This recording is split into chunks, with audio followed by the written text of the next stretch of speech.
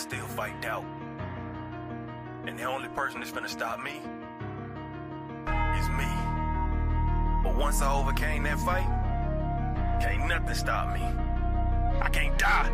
I'm immortal. Rejected, neglected, I feel disrespected. They told me go left, I didn't learn the right lessons. Been hard on my grizzle, my hustle got deadly. Y'all rap about shit I done murdered already. Ain't changing my image, focused on my vision. Hard-headed, don't listen, fake love, I ain't with it. This path I'm committed, slip up but ain't tripping. My mind always spinning, ain't talking about vision. Just run me, my digits go broke, I ain't limping. It ain't come to me, so I had to go get it. I came from a city with niggas, it's vicious. The love be fictitious, see hate from a distance. It made me a fighter, got pushed to my limits. I took a few L's and then got so discouraged. With God as my witness, from whence I was forged. No golden gate bridge, but I came back a warrior. I came back immortal, invincible even. My faith is much higher than what you believe in. They wanted me gone on my soul, I ain't leaving. Spoke life into every verse you receiving. My music lives on when my bones turn to dust. There's power in words, so bitch you should hush. My mind overflowing in lyrical floods. Fuck building an art, you gon' need you a sub. I rose through the pavement, I stand on my morals. Been stabbed in the heart, now my scars are enormous. I took all your stones and created a fortress. Been fighting off demons that constantly torment my mind, and my thoughts are a little abnormal. Been crossing out squares that won't fit in my circle. Can't kill what I said, and this verse is eternal. With God on my side, I can't die, I'm immortal. Creation, destruction, the cosmos erupting. My mind kicked off track of the train I'm conducting. Came out of the dungeon, stepped into corruption. Don't know who to trust, how the fuck I'ma function. This deity trapped in this skin that I live in. They wanted a king since I fit the description. They tried to dethrone me, but I'm in position. I'll show you the wrath of a god from Olympus. You spoke on my...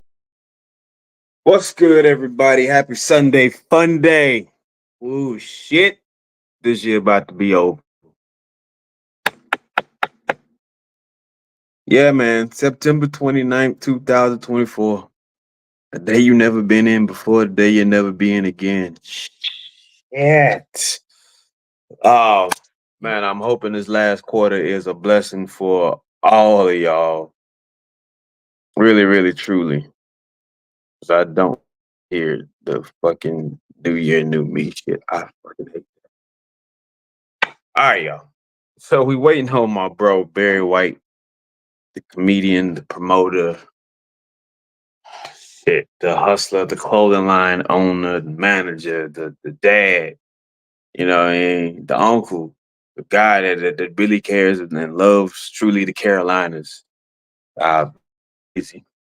And him and YSL Woody that became really close, man, and he speaks highly of bro. He really does. And I'm not surprised because I told him the other day, you know, I see a lot of similarity between the two of y'all. He just laughed. He like, yeah. And he's like, what's one of them? I say, shit, the wit. You know, that on point response that's just not a blank response. So I say y'all definitely got that spot on. So due to a hurricane that hit the Carolinas and part of North and South Carolina, they were supposed to do a 20v1 and it got pushed back to October 5th, I believe. So they're going to do a 20v1 with YSL Woody. It's going to be interesting, man, to see where they're going with it, man. And I'm really excited for my bro. Just to see all that he has done. And he does it so, I mean, the way he moves is not one of the people that has to make an announcement like, yo, D, I'm doing this. It's like, I see it and I'm like, yo, shit. That's what's up. So blacklipsapparel.com is his clothing line. And you gotta hear the motivation, right? You gotta hear the dedication. You know, so many of us have these great ideas and we allow fear to come in and consume us and we don't push for that idea. And here's a guy,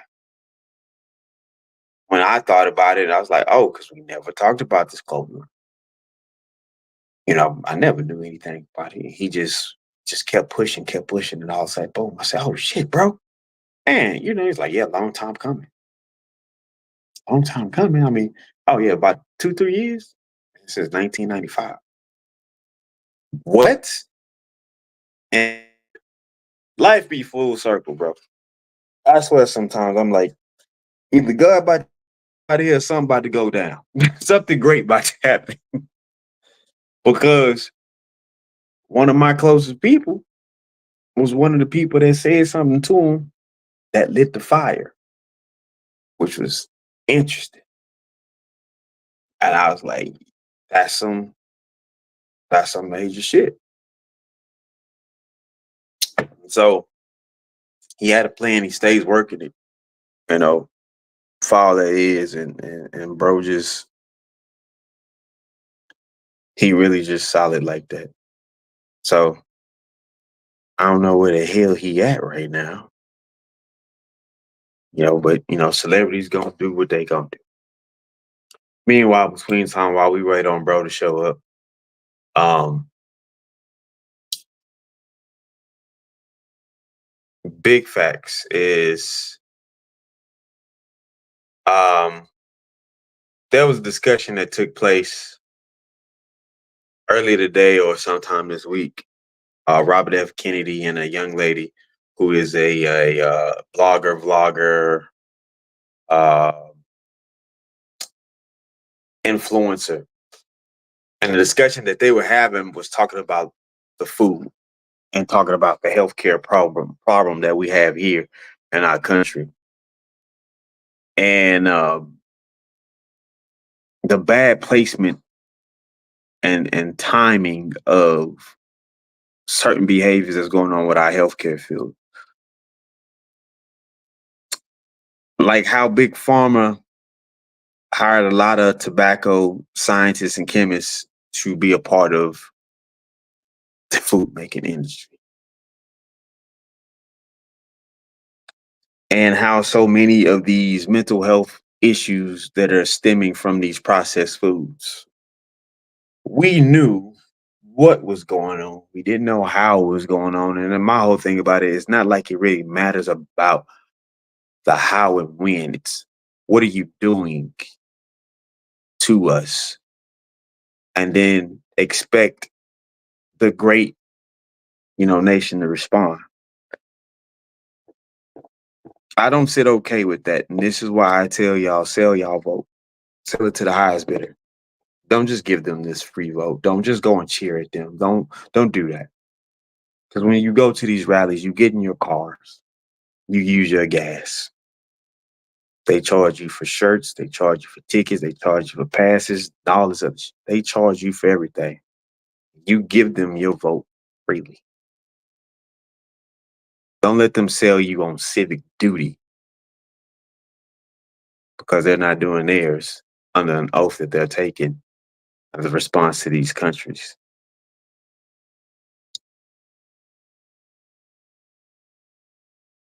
I'm telling y'all right here, right now, it don't matter what side it is. Just hold them to their promises. Because they promise good stuff if you listen to either one of them. Yeah, they really do. They'll get caught up in, oh, it's going to do this, it's going to do that. It's all a game that they play. It's business at the end of the day. Stop meeting businessmen and talking morals. I'm not saying to get rid or discard your morals. What I'm saying is moral fibers do nothing for business men and women. They want results. They want to see two margins. That's profit and losses. And if you happen to come with that third, that's really more beneficial on how to profit on losses. Oh, listen, you gonna have an ear, you gonna have a seat at the table, and before the end of the night, you gonna have a check in your hand. Just keep that in mind when you're getting ready to make this decision come November 4th. Hold your candidate feet to the flame. Because there's not a time that you could get away and do the bare minimum and keep your job. There's not a time that you could be a full-on nuisance and keep your job. So don't let them sell you on feelings. Because although feelings do have a vital part to do with a lot of what we do and move in society, but they can't be the forefront of our decision. So Keep that in mind. Where the hell is Barry White?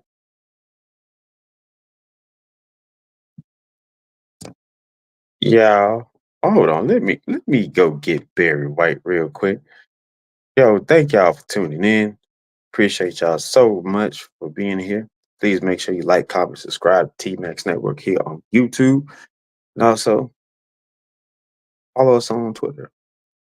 Also, T-Max Network on all social media platforms for that underscore.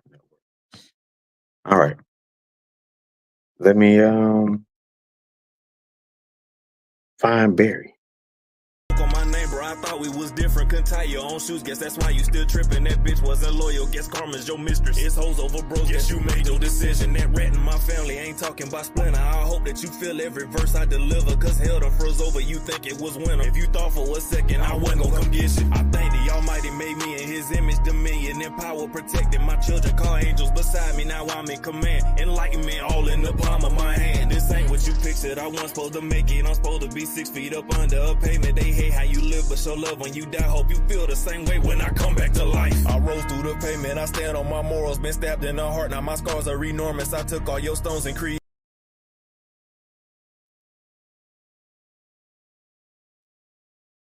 All right. Bro gonna get situated. He'll be here shortly. All right. If I can go back talking about bro. When I say, man, these are one of our genuine brothers we gotta get back and support and stand by. It don't even matter where you from. It just doesn't. Not when it comes to this, because what he has going on is infectious. And we need to be infected with this type of goodness. That there's a sense of, let me get the home squads right. For those who don't travel much or know people and stuff like that, North Carolina and South Carolina are 2 and 1 simultaneously. All right.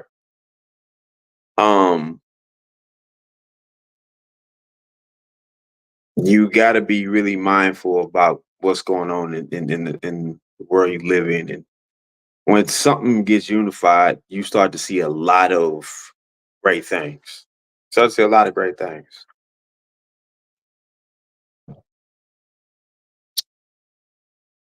I can speak personally, being from Houston, watching the North and the South Side come together and watch what they did and the music that they made.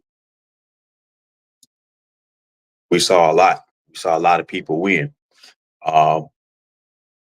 Slim Thug, do a radio interview when he got signed. It was like, if there was any Houston rapper that said, that wanted to get put on, who would it be? It, without a question, he said Lil Keke. Like him and Lil Keke, like that's his dog, And that was big. That was monumental. This is in 2005. If you understand, like how and what went down in the city at that point in time. So, given that, is what I'm saying. The unification of something comes together. Beautiful things start to happen. I look at Atlanta. I look at the understanding of what Atlanta had been and what has all come. But I also want people to understand this too. When you unify as well, have the mindset of whatever BS conjure up, they're going to conjure up. They just are. They're going to conjure up. And who are they? Just that simple.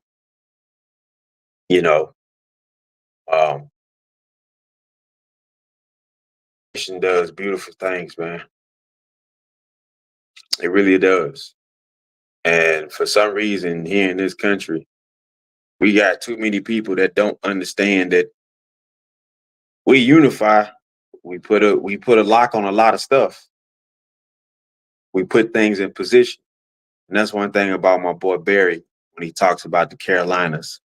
is he wants to unify North and South Carolina, and and basically represent it as one. But yet give them their own perspective. He will promote a Carolina DJ, North Carolina DJ. He will promote a South Carolina DJ, rapper, whatever, and he does it. You know, um, we need more Barry Whites. Point blank. Period. Point blank. Period, bro. Like, bro took a liking with me just off the strength of a simple discussion. It's that bond is built. Rock shit, 2.5, 3 years, and it's crazy. Like, dude, I do got much respect. I don't want to see nothing but wins for Barry. Straight up. Straight up. Like, he'll call me, like it for a dude to call me and just on the strength just to see how I'm doing, major. Major. I'm not one of the people that trip about, oh, call me via Facebook. That's bullshit. Call me via Facebook. That's the greatest fucking form of fucking call ID ever. I see you. Y'all be tripping. So, bro called and we chops it up, man. And I appreciate all that he's done and put out there for me, and the encouragement that he is giving to me. And it's crazy. It's crazy. So I can't wait till y'all hear all that this dude got going on, man. I can't wait. I can't wait. I got some shit I gotta settle because I gotta get me one of them Black Lips outfit like nobody. I'm a self-proclaimed ambassador at that, and you know what's cool about it, bro? He say he just let me run with it. Like, that's what's up. Like, and it wasn't on no bullshit either. It was just self-proclaimed, and I'm just really just. But he didn't, man. Shut the fuck up. You ain't doing it. Like, some dudes be getting like, bro, hold on, and he wasn't tripping about it. He really was rocking with it. He's like, bro, yeah, you damn sure are. And I was like, oh, well, I appreciate it. So shout out, blacklips.com apparel. It blacklipsapparel.com. Let me get it straight because this is a business. Inked the deal with Champs. Super official. I can't say nothing but how proud I am of bro. And like I said, wait till y'all hear. Wait till y'all hear. If you ain't heard or you ain't need a good word, your team lost like mine. We lost by 3. It's just it's okay. Shout out to the Indianapolis Colts. You know what I mean? It's okay.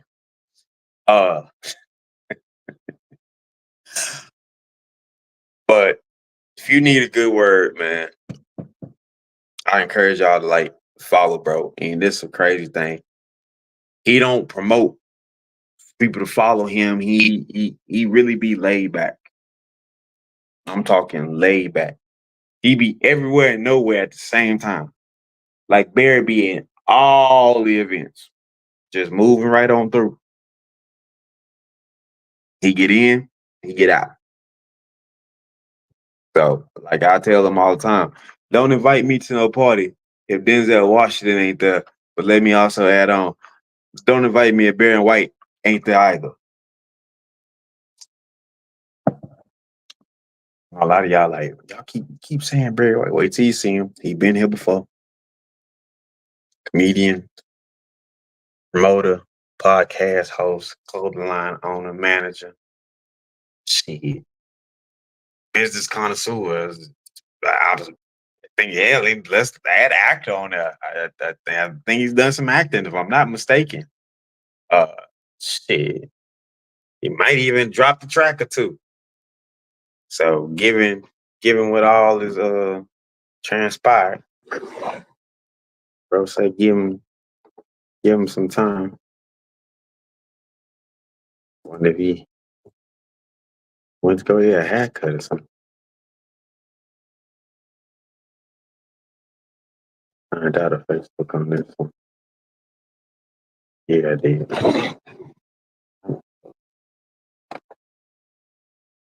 Oh.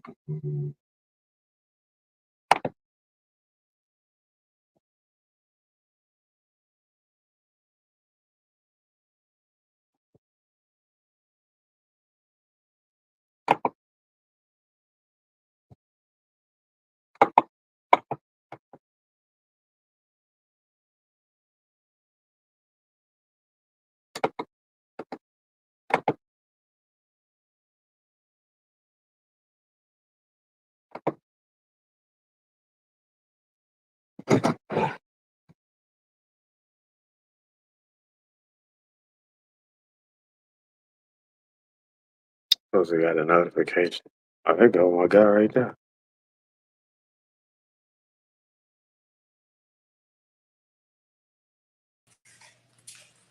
My guy. Yo, what up? I hear you twice for some reason.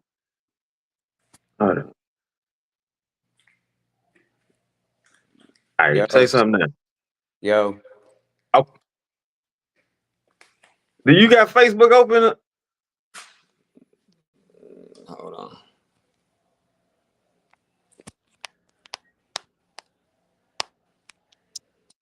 Yo. All right, there we go. What up, man?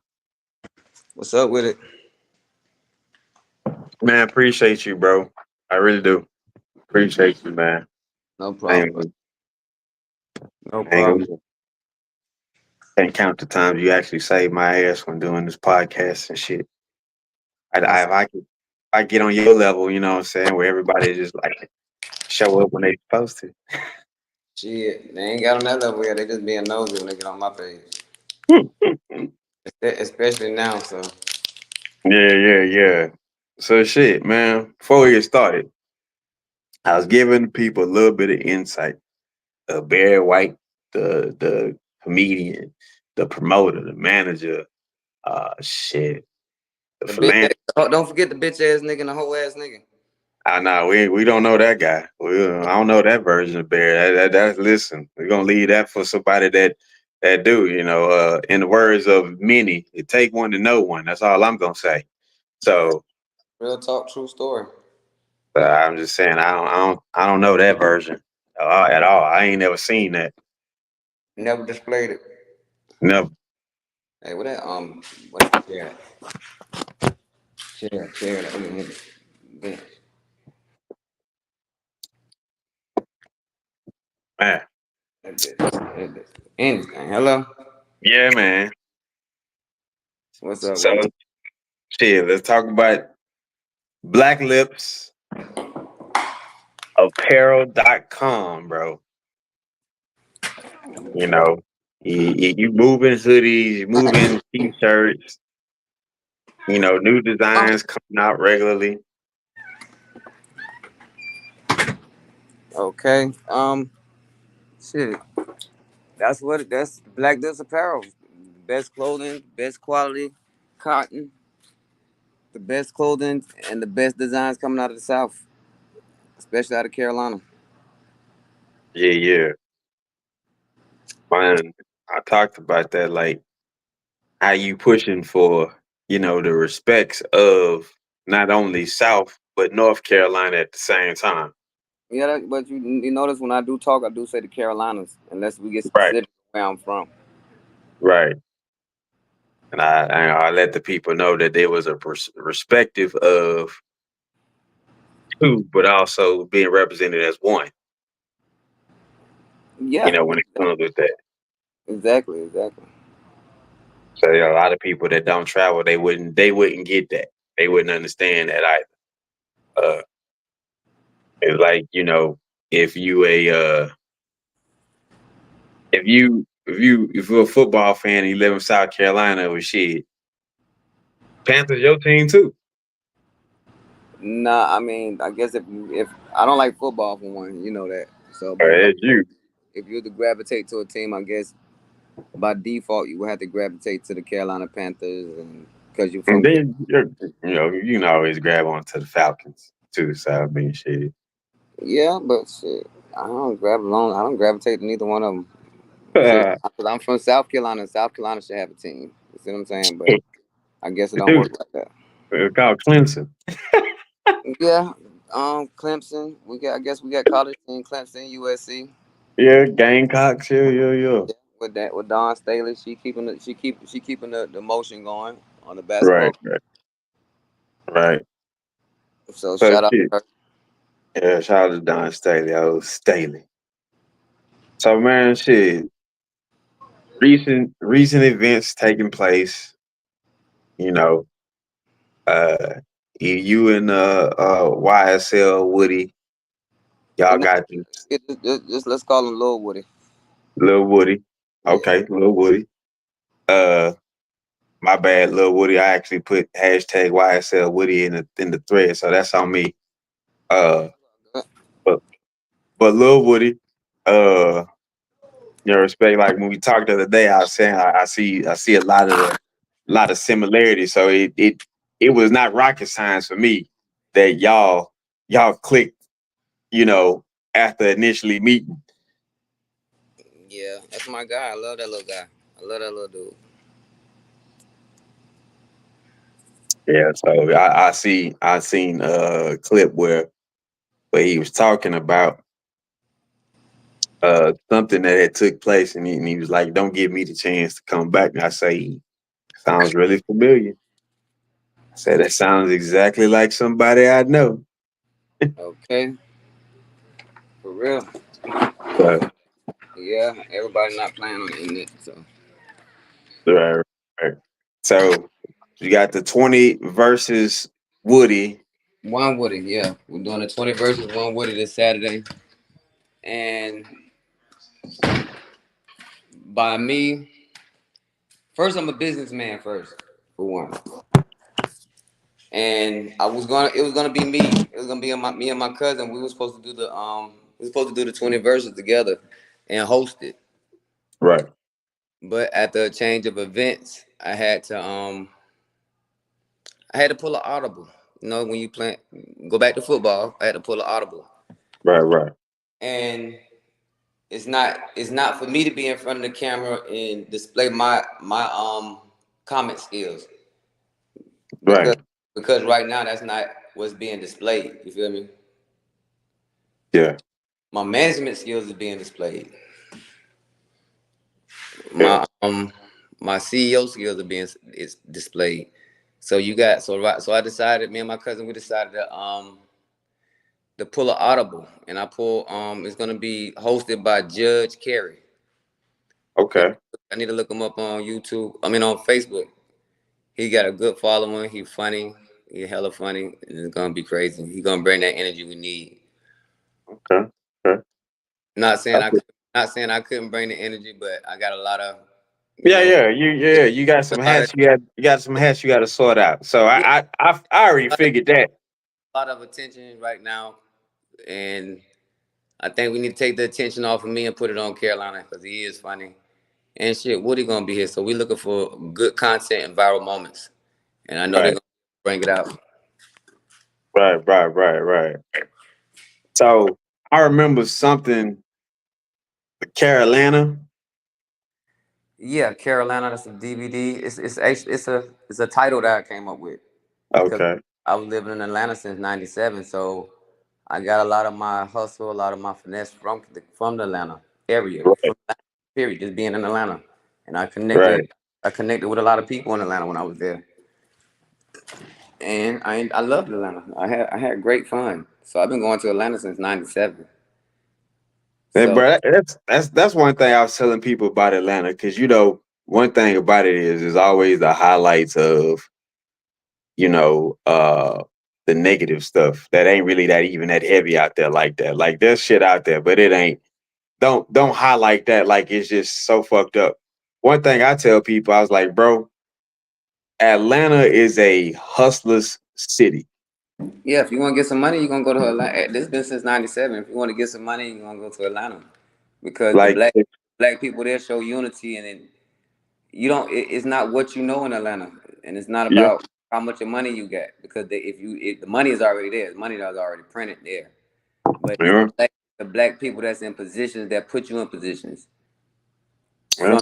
from the temporary services to the offices to different places. You're If right. Right. if you willing to put the work in, you gonna go to Atlanta and you gonna make something happen. Yeah. Because when I lived out there, bro, like my thing was I was kind of a dude that get like two jobs, so it wasn't nothing. But when Atlanta, like you see people at 6 o'clock, 5 o'clock in the morning downtown, and they getting off the train, running to one train, they getting off the bottom, like, oh, hey, everybody can't be running from the same danger in two different directions. And then you're like, wait a minute, People oh, want to work. they I say they on that go get it. And, So and by you saying something about the train, the MARTA, and the buses, that's something else in Atlanta. When you ride in the train and the buses, that don't mean you broke. That mean you no, just. not at all. I mean you try to. Backward. Yeah, I mean for one, you either a lot of people with cars and $1 million houses ride the train because it's Right. convenient. But in the smaller towns, like my town, Carolina, South Carolina, if you're on a bus, you broke. So Mm, that takes a different mentality that you don't really want to go get it because you don't want nobody to see you on the bus and know you broke but shit, you just trying to feed your family and come up on whichever way you're doing. So when I moved right. to Atlanta and I found out that everybody riding the bus and nobody don't look at you strange, I was like, yo, I can deal with like this. I can deal with this. I don't have no car right now, so but I still need to get back and forth to where I need to get to. So when Right. they came up with the MARTA, that's something they need to bring back is public transportation, and that just don't mean that you're a broke person on the public transportation. Right. It Yeah. it, it was a Yeah, means. it's a different perspective, bro. Like, I think about the times when like I used to see homeboys that had a bicycle and they had a girl that was down with them, and that girl stayed down. Now they got the big crib, you know what I'm saying, the 4 cars, and it's like, damn, just to think, she used to ride the pigs on the bike with bro. Now look at him. It's crazy you say that, bro. That the mindset of the difference of understanding. Because one thing about the mart in Atlanta, it damn near do everything but put you in the building or where you actually going. Yeah, damn sure do. Pull you right to the door. Pull you right to the door. So Atlanta was a healthy. It was healthy for me because it showed you how to get money at no cost. You didn't have to Yeah. have a car. You didn't have to have transportation, and it showed me the unity with black people. The black people Yeah. you gonna where you didn't need. You got so many black people that own properties and houses that it's so many. Back then, it was so many. What would you call it? Self owners. That when you go, when you get in the house, you're going to the person that owns the house, and you're talking to them. Yeah. You telling them your story, your background, and where you work at, and where you come from, and they're gonna give you the chance. Yeah. So Atlanta full of opportunity, Yeah. just as Yeah. It much was. as South Carolina should be full of opportunity. Yeah. Like I say, Without being non-judgmental, because yeah. everybody want to focus something on, oh, this person broke, or this person don't have no money, or everything not really based off money. Even though money is a tool for you to get from point A to point B, but it shouldn't be a relationship based off of money. And Right if on. you got some money, you shouldn't feel like you're better than that person because you got more money than that person. And that's what society was showing us today, that you gotta have a bag, you gotta have this car, you gotta have this jewelry, you gotta have this, and it's just fabricated. So people gotta live within their own comfort zone, and that's what I Yeah. do. One thing about Atlanta dudes, they made me understand the respect of man on a different level. I was getting with some brothers, they wanted to do some party promotions or whatever, and they thought I was just cool. So they was like, man, you cool. You know how to speak to people, man. Come be a part of the like shit, all right. And I came and went down to fucking Atlantic Station, Fox Bar and Grill, and I seen these brothers. They dappered up, man. They got the suits on. I'm like, man, look, I'm got this fucking sweatsuit on. I got a Nike hoodie. And I'm just pacing like, man, I probably shouldn't go in there. Cause my mindset was like on Houston mode, you not finna just get pulled in if everybody just clean and you coming like that. And one of the bros saw me say, "Hey man, I seen you, bro. You good?" I said, "Yeah, bro." I said, "I'm sorry, dog. I ain't dressed right." He said, "Man, come on in." And I was like, "What?" Shit, me. You dress right. You here? So it was different, bro. It was different. And so I remember last time we talked about Black Lips, and I was like, "Man, yeah." I was giving the time frame about how it was like. I said, "Shit, you came up with this. You right?" You was like, "Man, I've been doing this, working on this since 1995, 94. 94." Damn. And I was like telling the people, I was I was saying, it's funny how you, my dude, and one of my dudes that you mentioned was discouraging or uh not looking at it for a bigger picture, which is Scarface. Right. And Right. I was like, damn, nigga, I'm either gonna die or something great. Either or. I was like, shit, all the shit coming full circle. You know, I was like, shit, I've never been in a room with fake and bro been in the same time. You know, never. And here it is. I got you from the Carolinas and bro back home. That's dope. So shit, it's like, hey, it's been a fun ride. Okay. What? A lot of dead air get into it. You getting the first exclusive interview, so Man, I appreciate it, bro. I appreciate it, man. So shit, you wanna talk about the elephant in the room, or we gonna let that? ain't no motherfucking elephant in the room. Ain't nobody from Carolina about to be disrespected by no man or no woman. So Let's go then. that's one thing I'm not gonna tolerate about. I'm not gonna tolerate no. You're gonna respect me and you're gonna respect the Carolinas. And if you disrespect me, you disrespecting the Carolinas. Yeah, that's one thing I said, bro. Stands on that. Like I was talking about that. So that unity, you know, that you saw, and I was speaking on it. Now I'm looking at him like, let me ask you this: did you see kind of that same type of unity that I was looking from like Atlanta? Because I talked about how unifying it really do some shit. Like it will correct some stuff. Yeah, you were wanted in your hometown. When I seen it in Atlanta, I was like, yo, why we don't have this in South Carolina? Why we not fucking supporting each other and putting everybody in different positions in Carolina? Because everybody want to be a boss. It's too many bosses, not enough kings.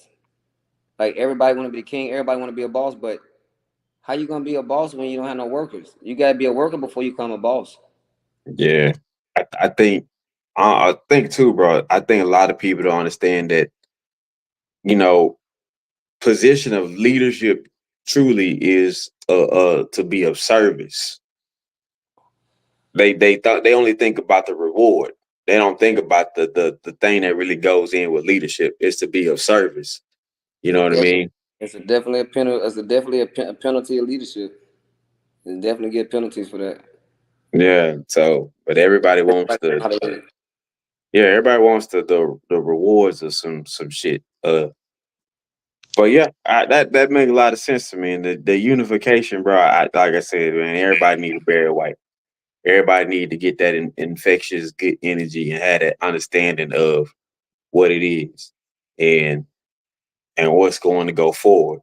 You know, we like to politic about the past and how we had it. Like, yeah, but what we're gonna do going forward? You know what I mean? Right. And the way I see it, bro, you know, like I was telling them, I say, bro, let me make myself a full on announcement on Facebook. Self-proclaimed ambassador of Black Lips. You like, you sure the hell is. And I was like, oh man, I was like, appreciate it. You know, in my mind, I was like, damn, bro could have snapped on me. I'm like, nah, we ain't doing that shit like that, bro. Chill out. You ain't did no paperwork with me. You ain't bought nothing. Like, you could have snapped on me. And I was telling them that. I Everything say, everything don't have to be paperwork when you're dealing with sincere, honest, and loyal people. Like if somebody say they're gonna do something, they're gonna do it. They should do it. right, It should be your word, and that's the morals and principles I grew up on. And right, it was when I grew up in the era where they was hustling, like the crack cocaine era. You didn't need no contracts to get no fucking work from nobody. You just your face is about your face card, and you had to prove yourself with loyalty. So I think throughout my life, my past life in the streets, I definitely proved myself on loyalty with in the streets and dealing with different things and people. You feel me? right. That was another thing I credit you. I say, bro, be everywhere and nowhere at the same time. He'd be in the building. See y'all. When you gotta go, you gotta go. You know what I'm saying? Shake the proper hand and out the door. Yeah. You know what I'm saying? It's like everybody, oh, he ain't here, he ain't nowhere. I'm like, nah, bro be in and out like you supposed to. You know, I got a theme, bro. My thing is if Denzel Washington ain't at your party, don't invite me to that shit. And they used to be like, why you say that? I say, you ever seen Denzel in this shit? All right. So now I got to add on if Denzel Washington or Barry White ain't at your party, don't invite me to your shit. I'm telling you, I listen to a lot of Jay-Z interviews, and Jay said, all you gotta do is go to a party and work the room, and if you don't supposed to be in nobody building after 2:30, 2:30 in the morning. Yeah. Like, what do you do if you're trying to be successful? What you doing in somebody's building if you ain't getting paid for it? Mm. Yeah. So I try to pattern myself on or emulate the people I grew up on, and it's Right. it's definitely my uncles. They've been a very big inspiring part. It's definitely been the music plays the soundtrack of your life. It's been Jay-Z, and I definitely want to take time to shout out to all the people that's been sending me texts and support. It's a lot of people have been supporting in the background and the text messages, and then calling your phone. Like, I appreciate the support, but like, this ain't the time to support me in the background. It's the time to support me in public. Right. If somebody trying to take my character, trying to play with my character, my character, and somebody know me, why we not standing up in public saying, you know what, nigga, you wrong for saying that about him. That's not Mm. him. Mm. Like, Yeah. nobody's not saying that, and I don't know if they're afraid of the man's voice because he got such a big voice, but he's a contradictor. Your voice is so big, but you contradict yourself about a whole lot of stuff. Mm. So Mm. Yeah, I don't think people understand the dynamic of that situation where, you know, you seen firsthand.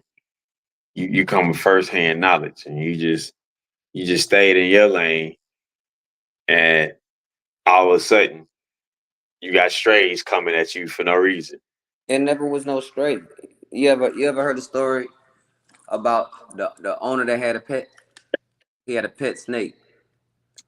He gave the pet snake a beautiful aquarium. He used to feed the snake, and one day the snake bit him. And the owner looked at the snake and asked the snake, "Why you bit me?" And the Said snake come a looked at the snake. owner and said, "I'm a snake. That's what I'm supposed to do." But if you're dealing with a snake and you know he's a snake, don't feed him that, and don't feed him the venom. Don't feed him enough to bite you and poison you and kill you. Mm. Always, if you feed a snake enough. When they say feed people with a long hand and a spoon, I do that, so I understand that. So I'm in the situation I'm in right now with all the negativity. I didn't feed him no negativity. I fed him a lot of positive. So when I fed him positive, he came back to bite my hand, and it wasn't enough venom he had because I didn't give him the ammunition. Right. I didn't give him nothing personal because either you're gonna be personal or you're gonna do business.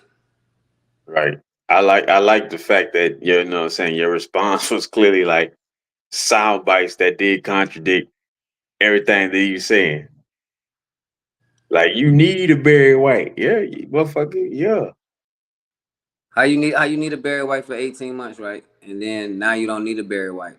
Now Barry White is this, that, and the other thing. And where I come from, if I ain't slap your mama, if I ain't touch your girl, and if I ain't touch your money, we shouldn't have no problems. Everything else should be able to be worked out.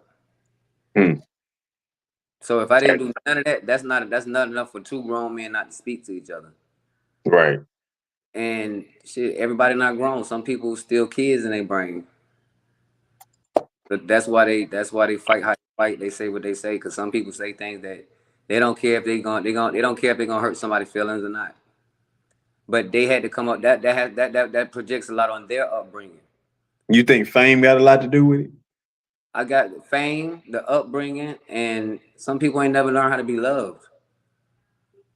Some people want to be so hard and want to be so much of a I wouldn't even want to say narcissist, but that's what he called himself. He called himself a narcissist, and he tried to make himself look good. But if you got a voice like he got, and you spread negativity, and he just spread negativity on many different levels, on many levels. TKO, Yo, what's up with it? He's feeling good. His Falcons in one. you said I feel TKO, good. what's up? He's feeling good. Your What's Falcons going on, won. White? Yeah, I man, want we y'all. doing without. Hey TKO, do me a favor. Do me a favor, TKO. I'm listening. When you next every time since I met you, you didn't never ask me anything. You kind of was more demanding. So when you asked me a question earlier this week, I said something back to you, and I was like, "Damn, that nigga don't never ask me no questions." You supposed to give me a date and say when we doing it. You get me? Nah, you hit me with it. It's gonna cost me. Shit, you hit me with when we gonna do it. You supposed to say we doing it on this date.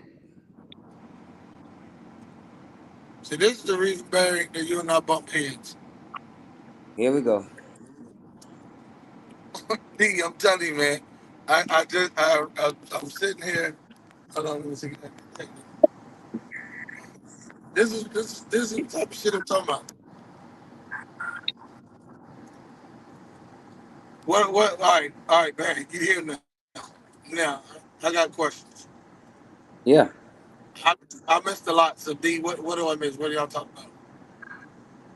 Well, one said some shit straight about somebody putting smut on his name, and two talk about the clothing line, and three 20 versus one Woody, And October 5th, Yeah. and also talk about how you know the city where your team sit at. You know, me and him have a mutual love, and how we understood and learned so much from the city and shit, and just his grind to consistently keep pushing to make Black Lips Apparel a manifestation from 1994 to 2024. Yeah. I'm still waiting on my damn outfit. It's gonna come in. It's in the mail, ain't it, Barry? nope, it ain't in the mail because I got to send the whole team something. So the whole team have everything this week. I had until October Oh yeah, 26th. yeah, not yeah, yeah. I ain't talking But about this. but I ain't talking about but outfit for the fight. whoa! As much as you come through the Carolinas, just like you done called me before and stop, you could stop and say, "Yo, I'm at the store." Hey You ain't look, never been the hey type to look, ask me for nothing. You pull check up this on me. out. Check this out. So you can open up the store at any time. 11 to 7. Okay, that's a good damn answer because I'm leaving Atlanta right now, about to pass back through Columbia, so I was gonna test that theory. I ain't never lied to you about nothing, TKO. No, I know you ain't never lied to me, Barry White. And you know what? This is like this is one of the best people because he was there when we first started the journey. DG Yeah. get a kick out of this type shit because the Barry, no man. The reason why, look, Barry, I got a question. Hey, Talk to me. uh, I don't know what I missed. What all y'all talked about. I'm glad. We ain't getting into nothing too much. We ain't getting into nothing. It's fresh. Okay, all right. Well, first of all, shout out to shout out to the host for having the diversity of questions and topics to ask you about and not just stay on the negative. So the positive with the Black Lips label manifestation since 1994, and the future or the present and the future with the 20 versus one. Um, so man, how did that come about? The 20 versus one. I've been seeing them do the 20 versus one in all the other states. I've seen Homeboy do it, and I seen everybody doing it, especially the hottest celebrities on the internet. I seen them doing it. So And what is that about? I'm just gonna be honest. When I see the 20 versus one, I don't keep up with that portion of what you got going on. I know what you got going on with Black Lips, but I always wonder what's the 20 versus one. you get 20 girls, and you ask them a series of questions, and 9 times out of 10, they like the person that you're asking the questions about, and they pick the girls. You make it funny. It's comic. It's almost like comedy. Okay. It's Is that comedy as the content. okay? Is that like the what I've been seeing these people have dudes or chicks line up, they popping the balloon? Yeah, just It's like that. similar. Yeah, it's similar. Oh, okay, gotcha. All right. It's just that when the person stand in front of them, they either tell them go right or go left. Yeah. So I Man, seen it. I seen it done in all the major cities, and I was like, "Yo, we got beautiful women in Carolina. Why nobody? Why Carolina always the last place for them to bring something to when it's hot?" I'm so glad you said that because that leads me to my next question and actually my next statement. And take your time and tread lightly when you answer the statement. So here's my statement, man. There's two Carolinas, not one. All right, so let's go and get that out the way. You And did there's that one. earlier. Hold on. Wait a minute, sir. I'll let you speak. So let me go ahead on and say my piece. There's two Carolinas, and it's not plural Carolinas. See, this is the reason why all you South Carolinians want to attach yourself to greatness at all times. So I know our Carolina Panthers play in Charlotte but train in Spartanburg. But hey, listen, man, y'all gotta get up off the nipple. At some point in time, you're gonna have to stand alone and stand on your own 2 feet. Stop trying to use our back and our power. Everything that come out of North Carolina is great and excellent. All the rappers, all the basketball stars, they play at UNC, not University of South Carolina. Gamecocks, I mean, I want to have my state to myself, Barry. You're in South Carolina, so why do you, here's the question to my state. That was my statement. Now here's my question. Why do you constantly stay on the back of North Carolina and try to include us all? No, I never stand on the back of North Carolina. I say the Carolinas. I always say South Carolina. I never said I'm from North Carolina. I never said. Only thing I do in North Carolina is catch a flight through there. No, no, So check this out. no, You I didn't. always listen. You got it. I don't know what you've been listening to, but I stand 10 toes on South Carolina, No, Columbia to no, be no, exact. yeah. I know you rep South Carolina hard, but you think you slick because it's a little small innuendo when you just abbreviated and said the Carolinas. So the Carolinas is actually one. What? The Carolina, it's y'all Northerners. You see how y'all Northern? That's why y'all North. Because when No, y'all in no, North Carolina, y'all think y'all better than the South. Y'all think y'all faster. Y'all think the South Carolina people are slow. y'all in the field. We are running this thing, and what I'm saying is, I want to know how's it won. That one line of divide is the Carolinas. It just happen to be North and South. Just like if it's California, California won. Los Angeles right here, the Bay over here. But when Carolina get to, when the California get See together, how you it's stuttering? See, this is California. what I'm saying. Well, listen. You want to go back and forth about North Carolina and South Carolina? No, I no, told you no. what I You represent. gonna you, I you gonna don't. let me let you listen, sir? It's my questions, so I get to do majority of the talking. What I'm saying is, you gonna let me land this plane. So my point is, it's only people from South Carolina that have the rhetoric that you're spewing right now. North Carolinians do not include you guys, and that's for a reason. That's by design. We're not the same, so stop using us. I'm sick of this. Like, Well, you I listen. It's only listen. It's one. Listen. It's only one of you, but it's a whole lot of South Carolina that people that moved to North Carolina. So when I say the Carolinas, it's the Carolinas.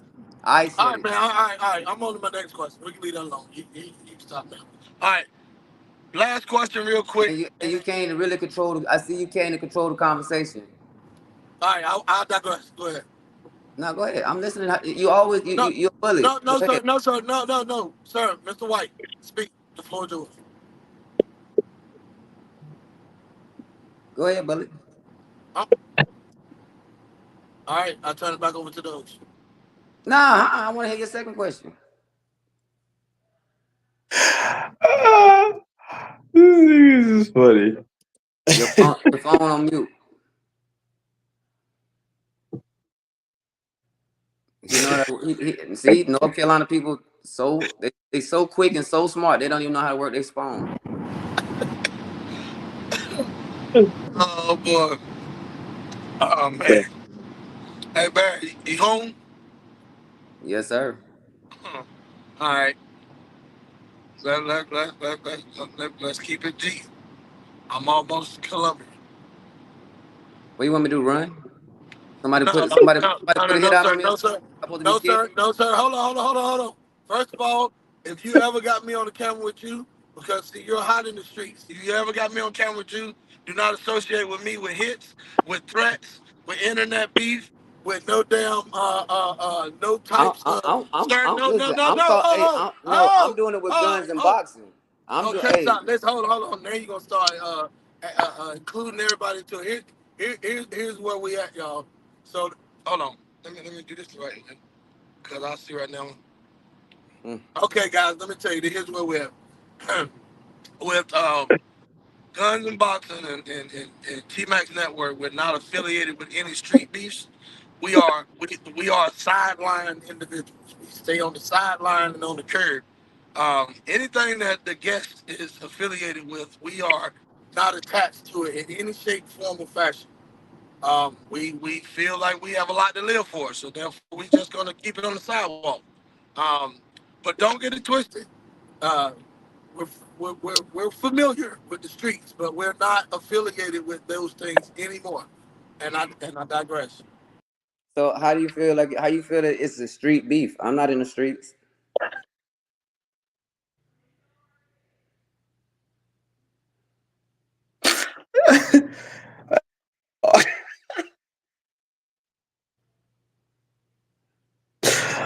So Oh, hell no.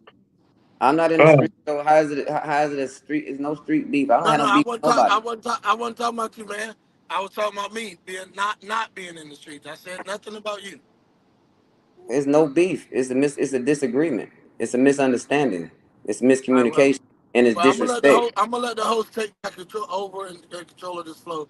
I joined you guys for a civilized conversation. I see that may not be something that we can have tonight because obviously you have other things that you want to speak about, Mr. White. So, D also it's all yours, sir.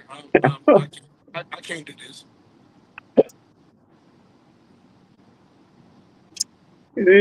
So listen, why you can't have a ladies and gentlemen, civilized conversation? these two get together, bro. It is the most comical shit of pettiness that comes from North and South Carolina combined. Then there you go with this Super South Carolina combined shit. All right.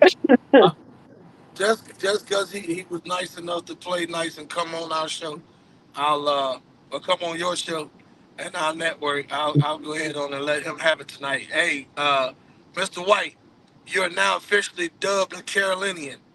We recognize you guys in the north, so therefore you can dwell well in the south.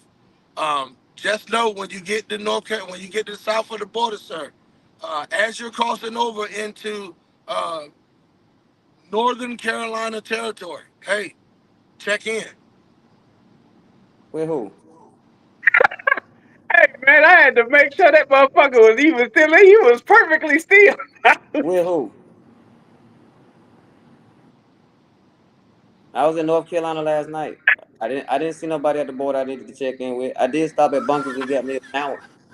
Hey, you know what? The hell with both of y'all, because I sit up here and I meet a perfect stranger on TikTok, and he tell me about this dude, this rapper, and this motherfucker was going.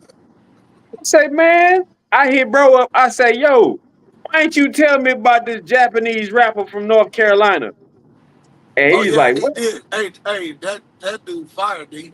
That fucker can go. Yeah, he can go. Yeah.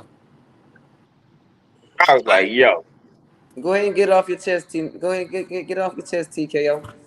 no. Here's what we're gonna do. We're gonna shift to positivity. So hey, listen, man. Let me tell y'all something. Rise up. We 2-2. We had a great game today. Um, the Saints came in and the Saints went out. They said as the Saints go marching in, they went marching right back out. They were screaming, "Who that?" Hold on, hold on, hold on, hold on. Whoa, Hold on, whoa, sir. whoa, This is whoa, my whoa. time. Who was y'all playing? Who was y'all playing? they played Our arch rivals, New Orleans Saints. Atlanta and St. Louis. I mean St. What is this? New Orleans Saints. Oh, they was playing. Yeah. Yeah. So why you not on the bandwagon of the Carolina Panthers? If you from Carolina, you from North Carolina, and you represent North Carolina to the fucking fullest so hard, why you got on the jersey that say Atlanta? Okay, that's easy to explain. I'm glad you said that. So for one, to anyone who wonders why Mr. TKO is not a Carolina Panther fan, first of all, I don't. All right, let me say it like this. This is a better way. That way we don't get a strike. Uh, the Carolina Panthers was non-existent when I was a young child watching football. Carolina Panthers was an expansion team along with the Jaguars and a couple other teams that came into the league on the same time, and that was 1995-96. Um, Prior to that, most of the people that's in North Carolina, or as we said tonight, the Carolinas, had no dreams of even having a Panther around them. So that means there's a lot of bandwagon jumpers out there that was either Dallas Cowboy, Redskins, or the Pittsburgh Steelers.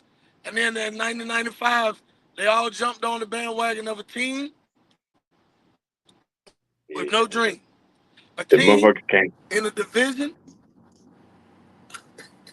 And them motherfuckers a came out the team in a gate hard division. though. Yeah, they did. They Man, came hard, but I man, don't listen, like football anyway. I hope all y'all lose. Yeah. yeah, I know that's right.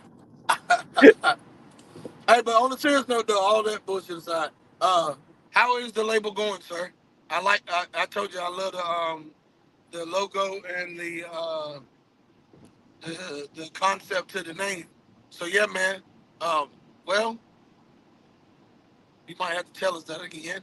I don't think a lot of people know what Black Lips actually mean. But how's the company going?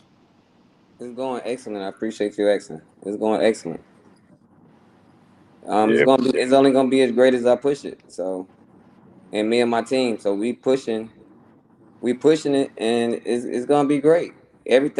Rome wasn't built in a day, so I don't expect for it to be making millions tomorrow or next week. So Right. everything takes a grind, Yeah, and Black Lips it started off just for people that smoke weed, but in actuality, the shirts that we do print, the sweatshirts, the hoodies, they say what you can't say. yeah. So if I were you, I would retract that statement that it's gonna be great. I feel as if it's already great. And when it Back. comes to when it comes to it's not making $1 million and Rome built in a day and night and whatever bullshit you added to the end of that.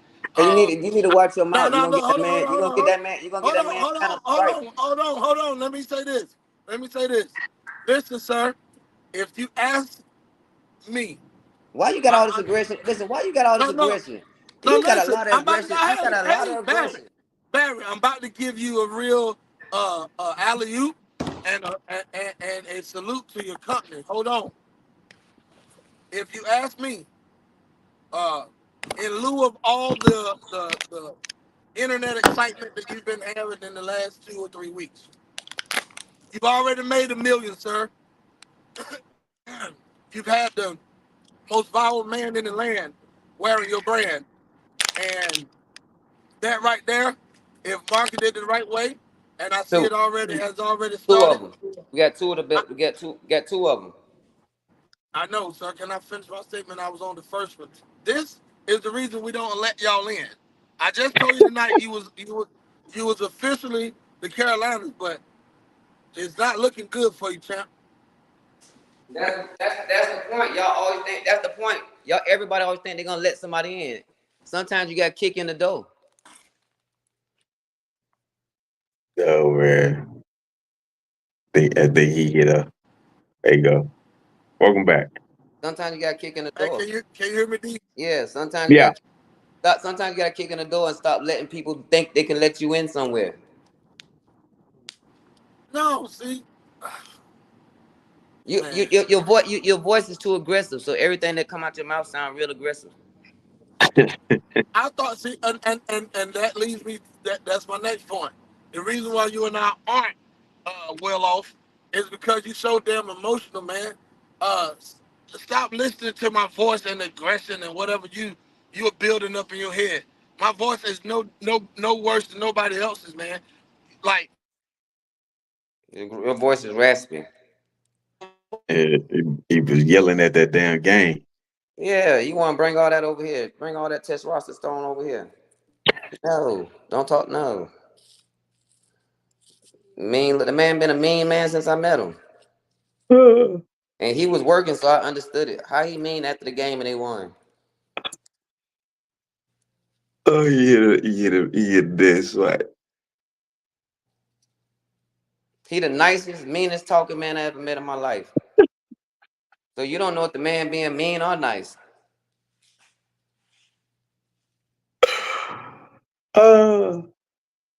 This is so good. Listen, I know this North Carolina Atlanta nigga don't know. I know he know how to use his phone. Why he keep muting? Shit, he froze. Why? There's no reason for it. I know he got Wi-Fi in his car. He got a nice car. Oh, I forget. He coming into South Carolina. Hold on. Let me call the towers. Let me call the towers so I can tell them to make sure that he gets service. Hold on. Yeah, we got North Carolina. Yeah, we got North Carolina coming through here to go to North Carolina, coming through South Carolina. Can y'all open them towers up? Cause I'm trying to talk to him over this. Yeah, I'm trying to talk to him over the network, T-Max network. Yeah, little raspy dude. Yeah, let him through. Yeah, all right. He should be all right now. Appreciate the plug, bro. Appreciate the plug. Tell him I called his network. I know he probably with Verizon or somebody high like that. So I called the head of Verizon and told him to make sure his reception is be clear. Yeah. Yeah, man. I'm gonna have to get some shit squared away so I can make my way out there on the 26th and be in the building with y'all one time for the one time. For sure. Get my ass back here and get back to business. You know, But yeah, man. Yeah. Shit. Might have to get on that website and definitely get me some Black Lips apparel and show my support, man. I appreciate you, bro. I really do, bro. It's the little shit, man. When you hit me up, just see how I'm doing. You know, just holler at me when I'm around, bro. That shit means something. So, but see that comes support. with South Carolina hospitality. North Carolina, they got a lot of them New York niggas in it, and them Jersey niggas in it. They got a lot of them North niggas in it, and all of them feel like they got to be so aggressive and so mean and bring them fucked up ass them fucked up ass New York and up north ways to the Carolinas and divide us and talk to people mean and don't speak to people when they get up and go to the store. You want a mean mug and all that, and do 100 questions like you was gonna scare somebody, but that's why it's called the Carolinas. But if you want to be divided, we got Southern hospitality when you cross that one line. Oh, bro. Wild stuff. Hey, you got a phone call or something. I know he gonna be ready to fire off. I know he got a phone call. One of his partners called him and said, "What you doing on the phone with that bitch ass nigga?" Nah, man. Shit, me. Nah, man. This the year of the black ball. Yeah, man. You know what I'm saying? You get a Texas chapter for Black Lips, man. I want to get in up on that so I can show my love, brother. Man, I appreciate it. Yeah. Matter of fact, if you get a Black Lip shirt with the state of Texas on it, Hey, I'm the CEO. We could do anything. hey, I know you are. Goddamn. All you gotta do is ask for it. That's the Southern hospitality again. All you gotta do is ask for it. Well, I don't want to just ask for it. I want to be able to cover it, bro. That's why, like, I want to come correct. I want to come correct, bro. Come correct, bro. I got some shit that done transpired on my end. We'll talk about that that nailed up just a little bit, but it'll work out or not.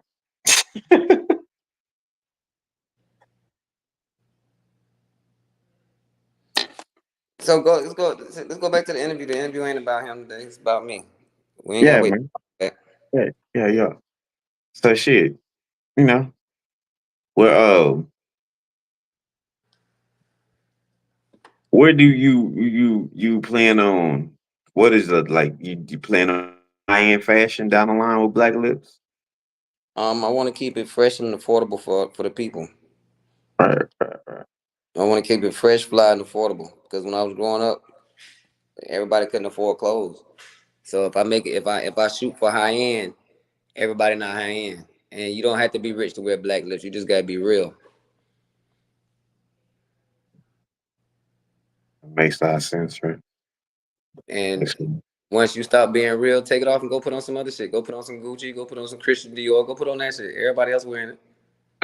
But when you Now, put, man, but when you put on Black Lips, I hope that you got some type of real bone in your body. I hope you stand on something or fall for anything. so let me ask you this: Would you would you down the line be open to collaborate with the public on some a phrase that they got and they want to put on a shirt, and you think, you know what, that's a solid phrase, and give them a little kickback, you know what I'm saying, for their phrase. Would you do anything like that? Or you like, Always, man, nah. I'm always willing to sit at the table and have a business meeting, especially if I sit at the table with my partners and it makes sense. If it makes dollars, it makes sense, and if it's for the right cause, it's not about the money. But yeah, Right. I'm open to all discussions. I think that'd just be cool because ain't nobody really doing that like that. Nobody collaborating. Nobody don't want to share the secrets and the sauce. Yeah. You ain't got to share when a motherfucker come up with a new recipe and you be like, oh, what the fuck is this? Hey, you gotta fuck around and find out. So when's the Black Lips fashion show? Um, after I go to after I go to New York Fashion Week, I gotta see it and project it in my way so I can see it. So I want to see it Right. at the top. I want to see the great. I want to see the Paris runway. I want to see the New York fashion runway, Miami fashion runway. I want to get a vision of that so I can know how to incorporate it with what I want to do. Right. So it's coming soon. Okay. I would say 2025. Bet. Gotta give me enough more time to lose some more weight. We got big nigga sizes too. Well, shit, I'm down. I'm 200 now. I ain't big nigga no more. Oh yeah, we got you. You Gucci. We got you. Yeah, I was when I was 255. We could have that top.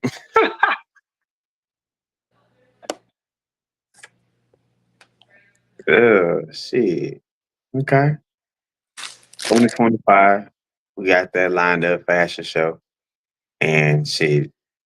Love you. Now, what what would what would be the process of if somebody wanted to come like they in fashion school or whatever and they just want to come and say, look, bro, I want to be an intern under you, or what would it take? Would they have to come with what they've done, or just a solid word? Um, they have to definitely bring what they can. They have to bring their talent to the table and see what they can bring. They got to bring that. It's all about ideas and talent. Mm, and hopefully, I see something in it that can help with what we're doing and along the path we're going in. So I'm definitely open to I'm definitely open to helping and directing, Right. Right. because nobody helped me in directing me. I had to look at the videos, I had to look at TV, I had to go with trial and error to even get to the point of knowing the type of cotton I want, the type of prints. I had to go through a lot of designers, and meeting the right designer is like meeting the right beat maker. Jay Z. Right. Jay Z is to me he's the hottest rapper in the world, but he handpicked his beats. And when he went with Kanye, he had nothing but hit records. Just Blaze hit records. Pharrell hit records. So you got to be in tune with your with your designer. Timberland. Your designer, you and your designer got to be on the same page. You can't just go pick a designer and he don't understand your vision. Right. If the designer don't understand your vision, it ain't gonna be on the same page. That's like when a producer a record. That's what a lot of people don't have hit records, because when a producer is doing a record, when a producer do a record, nobody asks the producer, "What were you thinking about when you made this beat?" Only selective artists do that, and some producers build the beat around their voice. But you have to have a concept in order to go in that direction of whatever you're gonna rap about. Mm. That's how you had timeless music. Mm.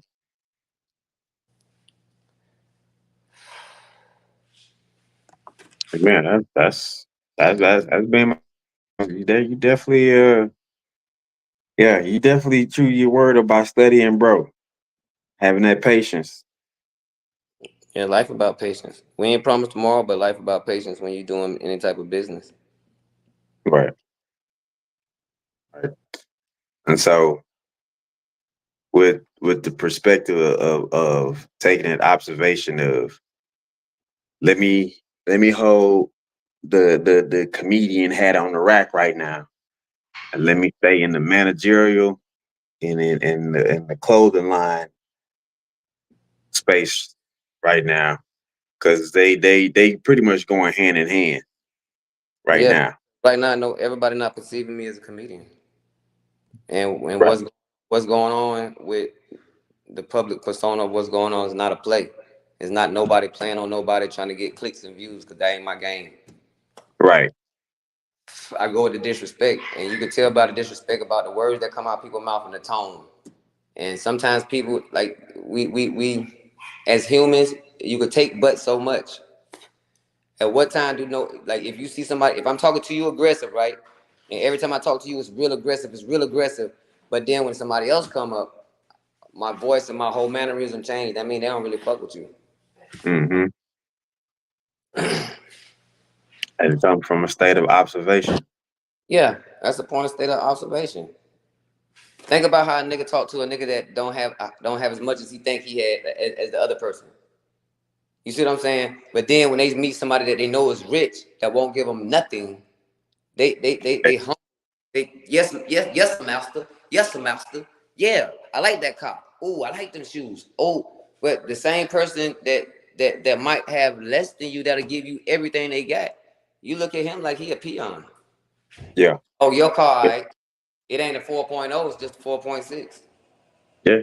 You know what I'm saying? I tell somebody the cost of respect is absolutely nothing, and it weighs not 1 ton. And then they want to be as smart as the cost of disrespect. I said no. The cost of disrespect is costful. Yeah, Disrespect will get you removed from this fucking world. yeah. So I move around the world on respect until I feel the aggression, the disrespect, and I took it for a very long. Like I was very passive for a long time. So 2 months ago, my father passed. So when my Mm. father passed, and my father was a no nonsense man. You know what I'm saying? He didn't play with you. He ain't about to kiss your ass. He ain't about to do that. He not about to do that. He about to make you stand on what you stand on. Right. So when my father passed, that shit kind of went out the window, especially with people in the public and people, because you can't allow people to talk to you any kind of way. Nah. Damn sure Especially, can't. especially when I'm a father, especially when I'm a grandfather. You can't disrespect somebody and expect for them to remain passive and not say nothing You got these people, you got these little people looking up to him, and you know you wouldn't disrespect him in his face. Don't disrespect me over here when you don't disrespect me right here. Because if you was Right. disrespecting me right here, we wouldn't have never get all the way over here. So at what point was you respectful? You feel me? Right. Yeah, When you gotta be people get on the internet and they get the rah and sticking their chests out, but why you wasn't you couldn't have been talking to him like that. And he been around. He must have been a fool. yeah, I tell people this shit like, bro, the fact that remains is this. You gotta say something in a lot of situations because what happens is people in other aspects would think that they can have the same kind of action with you. Yeah, for real. Yeah. And then by me being a smaller gentleman, big niggas always be trying to mentally and verbally bully a motherfucker. Yeah, intimidating factor. Yeah. Intimidation, but intimidation don't work for me. I don't give a fuck who it is. I love them to death, but I don't give a fuck who it is. Don't play with me like that, cause I don't. I come to the game with nothing but respect. Hey, how you Right. doing? Good morning. How you doing? Good afternoon. I'm going to the store. You need something? That's not a gopher. That's not a dude boy. That's respect. That's you my partner. I'm going to the store to get some cigars. You want something to drink? And I ain't asked you for no money. I didn't sit there and wait for you to give me no money. If I go there and I get it on my own with confidence, I was going to the store anyway. I bought you Right. something back. And when Right. I thought when somebody riding with somebody, right? Like if I'm riding with you, that means I'm hanging with you, correct? Because you in control. So if I never got in the car with you and you was driving, how am I hanging with you? We're hanging together. You get what I'm saying? Yeah. So nobody's over nobody in real life. Grown men wear their pants the same way, they bleed the same way, so they breathe the same air. So at what point when somebody get to the point where they want to be disrespectful that you're supposed to take that shit? Some people was built like that. I wasn't raised like that. I ain't built like that. And nobody. Somebody said something to me a while back. I think it may apply to you today. That success does breed disrespect. Mm, I guess, but I'm At a, the time, I didn't see it. I didn't see it. But now, when I think about it, that discussion and how everything was coming, and it was success does breed disrespect. And what he was literally alluding to was the fact that when somebody starts to see something that they know they don't have a hand in, but they can see the projection of it, mm-hmm. and that projection in their mind is, oh, this motherfucker gonna leave me behind. Oh, this motherfucker gonna stop talking to me. Oh, I ain't gonna be able to contact him. So they already foreshadowing shit that never even happened. And Yeah, more than likely something you never even thought about. true. But I keep a very small circle, so I try to know who in my circle. Facts. So I look at characteristics, and if I can't deal with your characteristics or at least tolerate it, I'm not gonna be around you. Understandable. That's just me. Everybody else tolerate it on other levels, but if me and you friends, right, and I don't need your money and you don't need my money, we're friends. If I don't need you for no transportation, if I don't need you, if I ain't trying to use you or need you, I think we friends if we hanging out. We mutual. We might not agree Right. with everything, but we agree to disagree, and we have a mutual respect for people for each other as men. So when that line get crossed, you're not my friend no more. That's why you don't do business with friends, because when you're friends and then you put the business in it, 9 times out of 10, y'all ain't gonna be friends no more. When it's an expectation, and friends don't supposed to have expectations. Yeah. It's supposed to be it's a certain dynamic and understanding when it comes to the business aspect. Um, Particularly in the event of when you know somebody how somebody work, but you don't know their true essence of how they work. And I've seen a lot of shit where two good dudes get together but one kind of got a more passive take on a particular thing. And it's like when they hear something, it sounds like a good idea, but they really looking at you to be the driving force of it. And when you say, "Hey, what's going on with this, that, and the third?" I mean, I thought you did that. And then, boy, I'm like, "Hey, motherfucker, I done all this, I done this, I done this, I done this." You can at least make the call. So I can see that. I can see that. And something Big Meat said, and it's like these are the type of people I grew up on. Why everybody gotta have a boss? Why everybody gotta have a title of who they is? Why everybody can't be a CEO? Like why everybody? If you don't treat me like a CEO and you call me a manager, right? Mm-hmm. You treat the CEO different than you treat the manager. You see how the titles go? Right. So if I'm a CEO and you're a CEO, you're gonna treat me like a CEO. But if I'm a CEO and I meet you and I say this is my manager, even though I gave him a title, I belittle him. He might be a CEO in his world, Right. but now he working for me, so I belittle him. You can't, man. People can't go around belittling people. What happened to this? My partner. When a motherfucker say this is my partner, you don't even know how to take that. All you know they partners. That sound like the same level to me. Mm. This is my partner. This is my partner. So whatever I'm on, he on. That's my partner. If I got it, he got it. And if he ain't got it, I got it. Right. That's partners. But everybody want to be a CEO, a CFO. Nah. Everybody is the boss of their own life. When they wake up, they're a CEO. Mm. In your household, hopefully you're a CEO. But depending on how the person you are outside the world is the same person you in your house. If you're an asshole outside your world, if you an asshole outside in the world, I can imagine you being an asshole in the house because everything is yours in the house. It's mine, mine, mine. Don't touch that. Put that back. That's mine. Look what I got. Look what I did. That's that person on the inside of the house, whether he have a nice house or not. He brag about his house, so when he get outside, you don't think he about to brag about everything else. You don't think he gonna try to belittle everybody that don't have the same thing as him? Just like you said, if one of your partners, if your partner call you and say, "Yo, meet me at the MARTA station," and he pull up in the Maybach, you getting off the train, that's your partner. He know you got a Maybach at home. He know you get drunk and you caught the Uber over here. You gonna ride with him because he don't drink that much. But on the outside looking in, oh, he's a bum. He riding. Right. He's a scrub. He riding on the passenger side. Why I can't ride on the passenger side with keys in my pocket? I just didn't feel like driving. Yeah. People gonna live and die by their assumptions, bro. Nah, you can't judge a book by its cover. And people gonna live and die by their assumptions. I just hope they assume right. 9 times out of 10, they assume wrong because they look at the top layers that are getting into the core. Right. You see what I'm saying?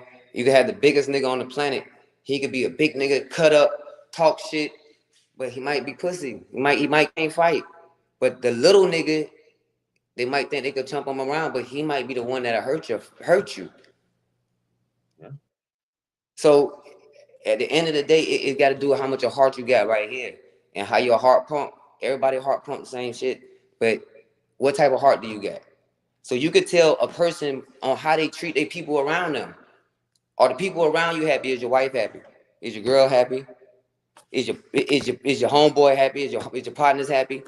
Do they have are they home with no food in their refrigerator and you got a refrigerator full of food, but they won't tell you Mm-hmm.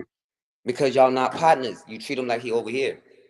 Is your girl scared to speak in her house or in the house that y'all live in because you walk around there and you so timid, make her walk on eggshells?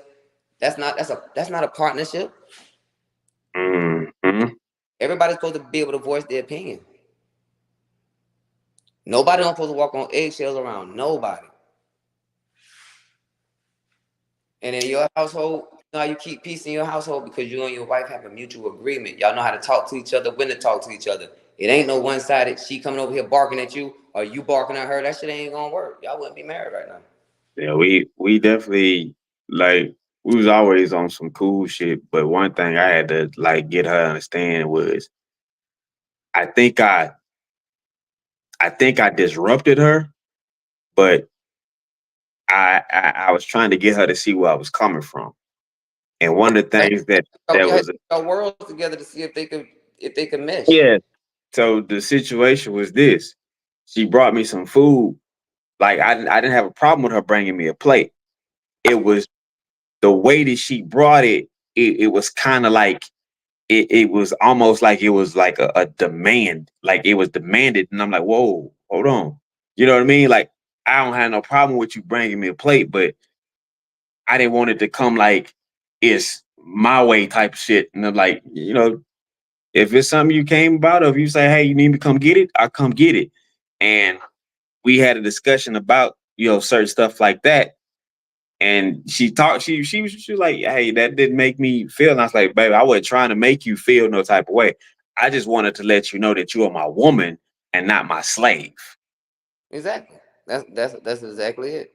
So when two partners is partners, right, and y'all developing a relationship, and you see your partner talk aggressive to people, right, but when it come to you, he try that aggressive shit.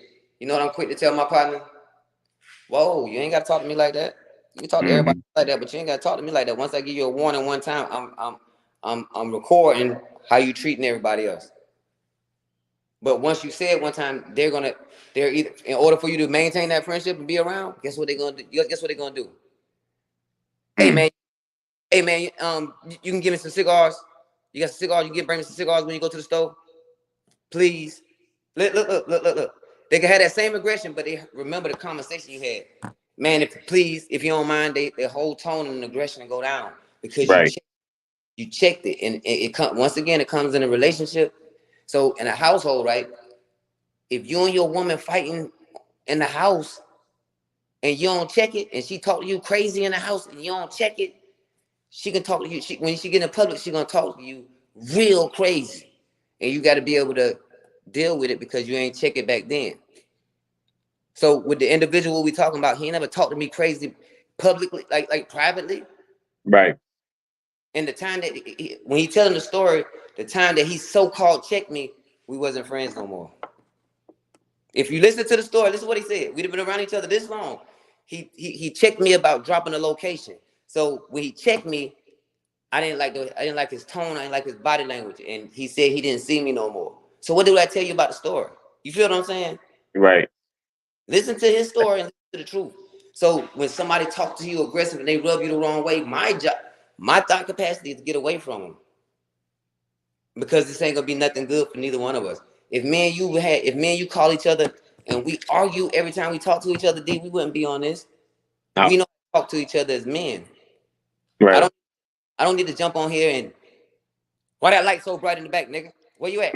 Like you like I don't have to state my presence. And a lot of Yeah. people That was something I was like, this don't it didn't sit right with me just from the outside looking in, because I've watched multiple interviews where bro was monotone and got his point across clearly. And I seen him where he was up and got his point across clearly. So it wasn't even a point of he can't get his point across. That was never up for discussion. But You know, listen what you call it said. He told me about how Carolina niggas are. No, me in particular, how I'm emotional and I get in my feelings. Ain't nobody heard me get emotional or my voice or my tone go up or down yet. Compared to right. the other guy. Compared to the other guy. The other guy is jumping up and down in the chair when he talk about me. So is he really hurt that we're not friends no more and I didn't allow the disrespect? Or Mm, or is he what is he mad for? If this is how you talk when I'm talking to somebody and I have a problem with you, either we ain't gonna talk or we got to be able to talk like this because we ain't gonna yell. And yeah. why I'm not gonna go back and forth with somebody over the like I'm not gonna keep going live 10 times a day like he did. He went hard on me and Woody harder than he did on any rapper. And he never met none of the rappers, but he been in our company, especially mine. Yeah. He didn't he wore my clothes, yeah. But at what point did he give me an opportunity and say, well, you know what? Why don't I get Say Cheese to do you an interview and you tell him about yourself, and that ain't take nothing. They got a relationship. Why he ain't did that? Real Life Street Stars, the Danzler Project. These people just want good content and real content. Don't try to be the gatekeeper and keep shit to yourself. Let's talk. Listen, nobody don't really want to talk about it with me because it's a biased situation. It's like David versus Goliath on the internet world. Yeah, it is, bro. And I always try to tell people when they see shit on the internet, particularly when somebody's got a following, be really careful. I watched the Hodge twins switch bitch, and I still don't know if there's something that they doing for, you know, to keep the money flowing with a particular crowd. You know, are they opportunists or do they really, you know, come off that way? Because they older content, this dudes was cool. They was laid back. They was giving great advice. They was comical. You know, they was giving all kinds of good life tips and shit. Now they just, yeah, hell, they damn near in the KKK. You know, and then you got the sprinkle chick, and this chick married than a motherfucker. Wow. You know what I mean? So it's like, all right, these personas in some cases, yeah, or do these people really do feel this way, or they done got caught up in a character they can't break loose from? Might be both. It might be both. You gotta think about it. When somebody used to having attention and money, right?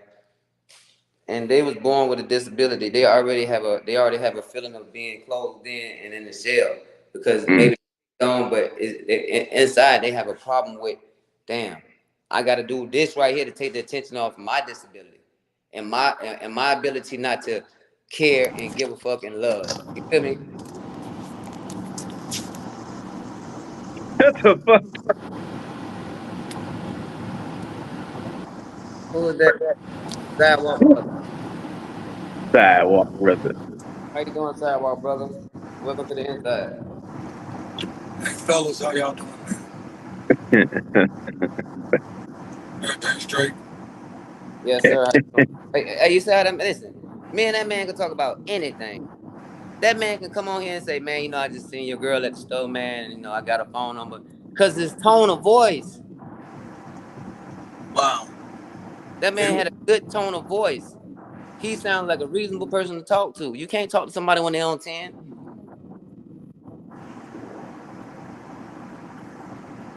That's true.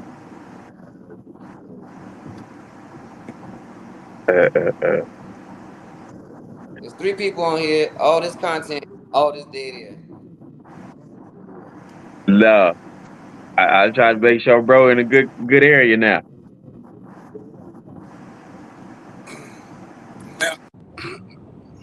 May I speak, sir? Floor is yours. Okay. How you doing, everyone? Doing well. Okay. So, when it comes to the tone, I realized that here we go. Here comes the slick shit. I realize that some people have long-term here you go. Some people have just say, no, listen, some people have no problem and no issue with my tone. Then there's certain individuals, and it seems to be a spotty few. I'm one of the spots. That's all sensitive and emotional shit. I got a question. Why somebody gotta be sensitive and emotional? Why y'all gotta use words like that? When I met you, I told you the same thing. And me and you, every time we talk aggressively, and you make me talk aggressive, and we laugh and joke. You don't have to explain it.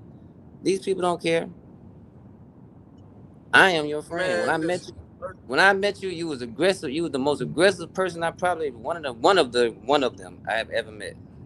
But when I got to know you, I was like, damn, this dude is really all right. Yeah, man. Listen,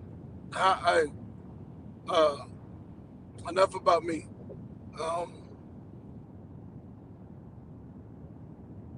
Are you guys going to squash the beef? I don't look. I don't have no beef.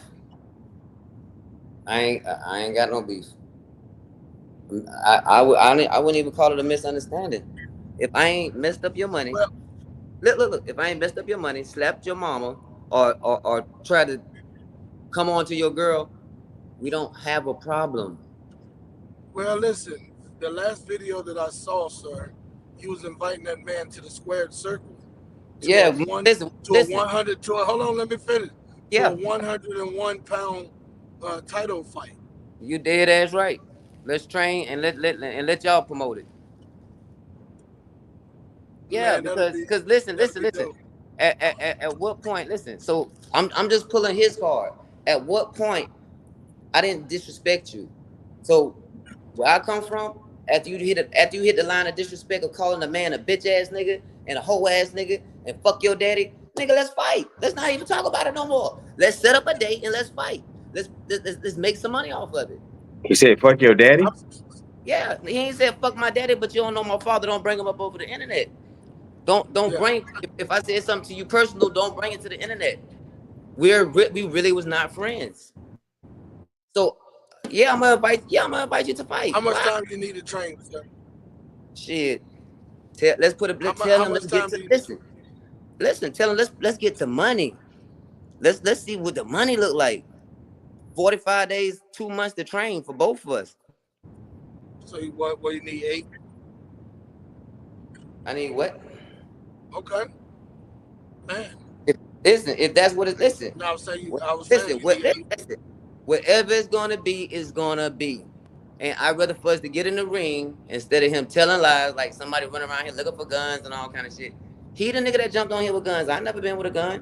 Here we go. But one thing I do, listen, one thing for sure, two things. Listen, one thing for sure, two things for certain. For me to train, get in the ring with him, and hit him in his mouth one time, that'd be the best win, lose, a motherfucker draw ever. Because there's a whole lot of motherfuckers that want to hit him in the mouth for the things that he did that's disrespectful. And I'm on the list now.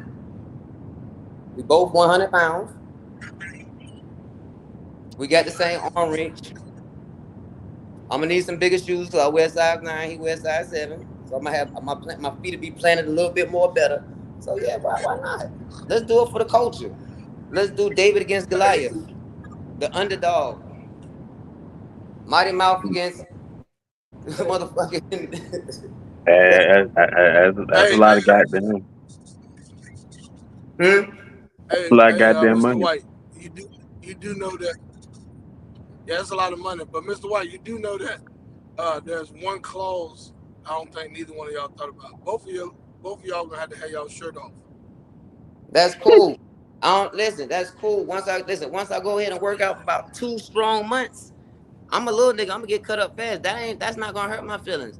Long as the hands can be able to do what the hand's supposed to do, that's all that counts. I don't give a fuck about the look.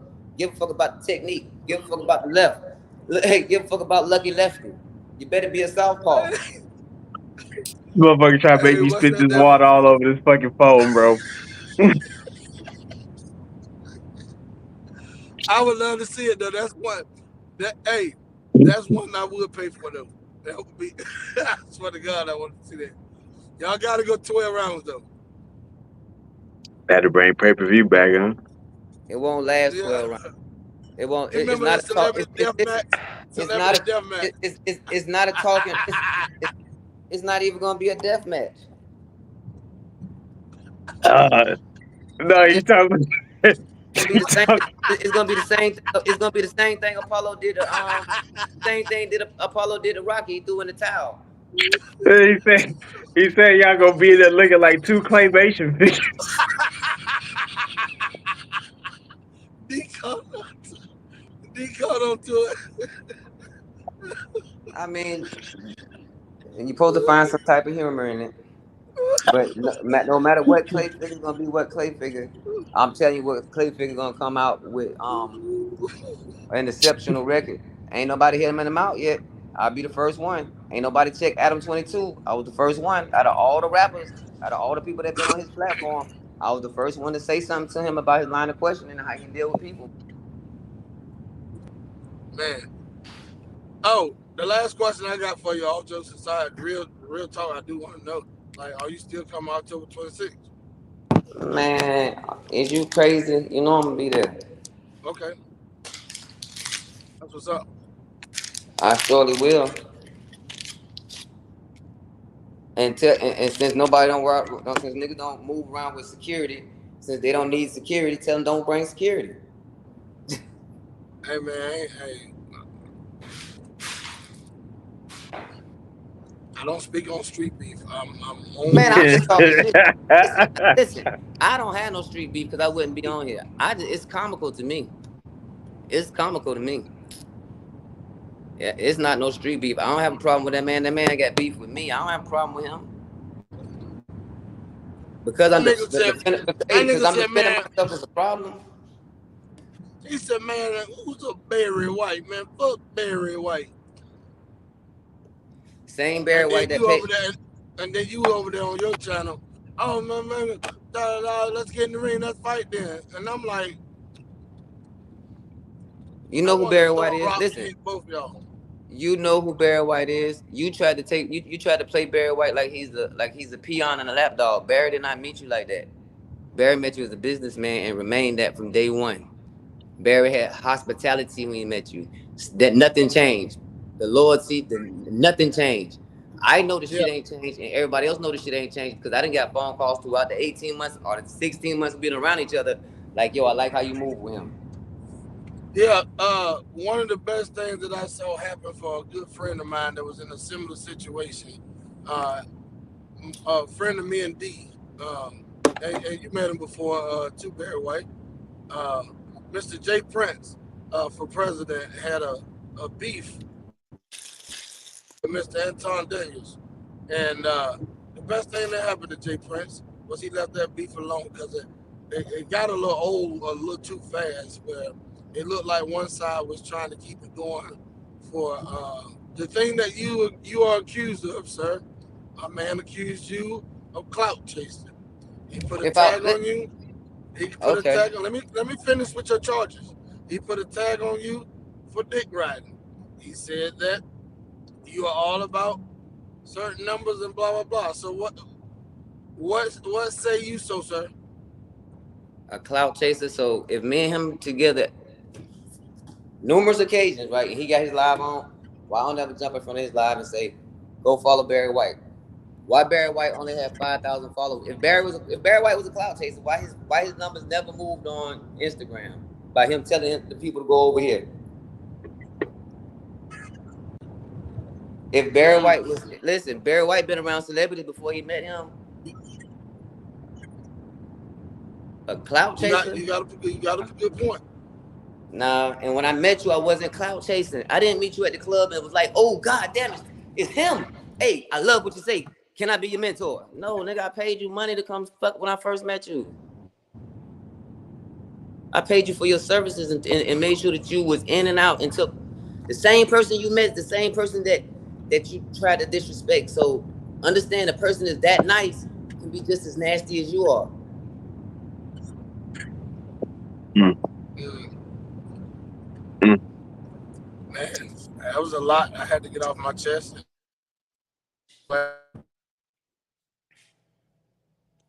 So, if I was what was the last thing I care about? Numbers. Let me tell you this right here. The whole time working with Charleston never paid me. He'll be like, he'll pay me for a flight, but he never paid you for you being there and doing what you're doing.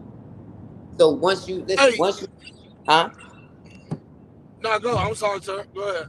So at the end of the day in life, if you in that situation, it's like intern. If I didn't need the money, I ain't tripping on the money because the relationship not based off money. You get it? Yep. Because if I was depending on feeding my family and feeding myself with what he should have been paying me for me doing what I was doing, guess what? I would have been gone. But I'm learning in the process. I ain't hurting your pockets. You ain't hurting my pockets.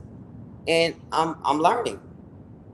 So when has somebody being around somebody that's learning and not asking you for nothing? When has been a dick rider? Like why you got to be called all those names? Because if it was flipped on the other side, the nigga couldn't get home. He'll have stories about when I couldn't get home, when I couldn't eat, and he had to give me money. Much as he talked, he would have 100 stories about that. This is true. Well, one thing and one more thing, TKO. Remember when you came to South Carolina? Yep. When I got in the car with you, right? Yep. Was we hanging together, or was I hanging with you, or was you hanging with me? We were hanging together. Exactly. So if I pick him up from the airport, how am I hanging with him? We're hanging together. And if I'm always driving, how am I such a what? Come on, for real. If I'm getting the front end and the back end, if I'm doing the front end, back end, signing contracts, keeping relationships together, so because the way you blow up, you fucking up situations on your comedy shows and your money that I'm not getting paid off of. It's a lot of comedy clubs that I dealt with the owners and kept the relationship good enough for him to go get the money. I got receipts more than anything. Where his mouth fucked up a lot of money. So yeah, everybody supposed to be letting his mouth open. Everybody supposed to keep letting him talk to them any kind of way. You can't talk to people any kind of way that know you. Everybody don't know you. Hey, D, I blame this shit on Cat Williams, because ever since he went on Shay Shay and said 2024 is about to be some sort of year of revealing, everybody's gonna feel it. Niggas that was cool with each other, like bro, as soon as they attach Diddy to all these charges, you got niggas writing their second book, the bodyguard coming out saying this, that, everybody. And I'm like, okay, well, all y'all niggas should go to jail since you've been sitting on this information for 20 years. Exactly. Right. I think so too, but I don't. It leads me back to you, Mr. White. I'm tired of seeing brothers hang around each other and then fall out and then air each other out. And then, man, listen. Hold up. Where did it start from? Look, where did it start from? I didn't start this shit. Listen, you're not going to say I'm a broke, I'm a bum, and I'm a this and I'm a that without me defending myself. I'm not talking about his business. I'm telling him I'm saying how he treated me. This is my testimony about dealing with him. This not about how he treated this and what I don't give a fuck about that. If he said something to me, nobody didn't jump on his phone saying, yo, damn, C-Dub, why you talking to B like that? When I met you and B, he wasn't like that. And he, in his emotions, we clearly see in his emotions, look how he's reacting. Ain't nobody seen the Say Cheese? Ain't nobody seen his 4-hour rant? I seen it. Well, I seen Ace Say Cheese. I don't know if it was damn sure wasn't 4 hours that I watched, but no, he got a 2 hour. No, he got a 2 hour Say Cheese, but he went for 4 hours on his live several times back to back. So if I threw a jab here and a jab there, I ain't wrong. I'm gonna be honest with you. The only full-on interview that long or better I watched was Cat Williams. Everybody else shit, I get about a good 30, 45 minutes, get the gist of it, and I start watching that shit. So if this man went on every major platform talking about me, but tell the truth, when we was cool, you didn't go on the platform and say how well of a businessman he was. You didn't go on the platform and say, damn, that man just made me $60,000 this month. Just him alone, not talking about nobody else. Come on, stop playing. It's not airing nobody, it's my truth. Well, and you say it all the time, D. And you said it too, TK. Every time y'all see me when he live, in his live, I'm in the background on the phone. I'm in the background doing something. I'm not in his phone. So for anybody to even say I'm a clout chaser, I was with the biggest clout chaser in the world. Why wasn't I clout chasing off his clout? Yeah. And TKO, you wanna let's ask the master question. If he knows I'm such a good businessman, right? Why never got a part 2 with Charleston White? Why he didn't give me? Why he didn't listen? Why he didn't give me a good number and say, "Yo, put you another show together in South Carolina so you can make you some money"? I'm gonna charge you this much right here, bro. Thank you for being there for me. Let's talk about facts. Let's not talk about fiction. And he's a whole lot of fiction. We all know that. But when you listen, when you cool with him and you see a lot of his points of views, he's a fucking intelligent genius. But when you sometimes you're so smart till you're dumb. How can you say so much about that's just like I don't have nothing bad to say about you, TKO, unless I make it up. The nigga is disrespectful because he don't know how to talk to people with his rough ass voice and he'll run up on you and bump into you. That's the truth. That ain't nothing bad. You'll do it. But you'll give a motherfucker your last dollar. Just bro. Continue. And listen, one more thing, for somebody to be on that level that we know, why he ain't pulling why he ain't pulling nobody up? Why he ain't pull up his homeboys around him? I cannot be around no niggas because this is the way I grew up. I couldn't be around here with all the work, and I can't have all the work and have them and not front them niggas nothing. I can't have them niggas keep bringing me people and bringing me their people and bringing their people, letting them know I'm the boss. Why everybody around you ain't eating? Let's talk about that. Let's talk about facts. Let's not talk about fiction. You got motherfuckers with whole boxing teams. All you gotta do is attach your name to it. These motherfuckers will go through the fucking roof.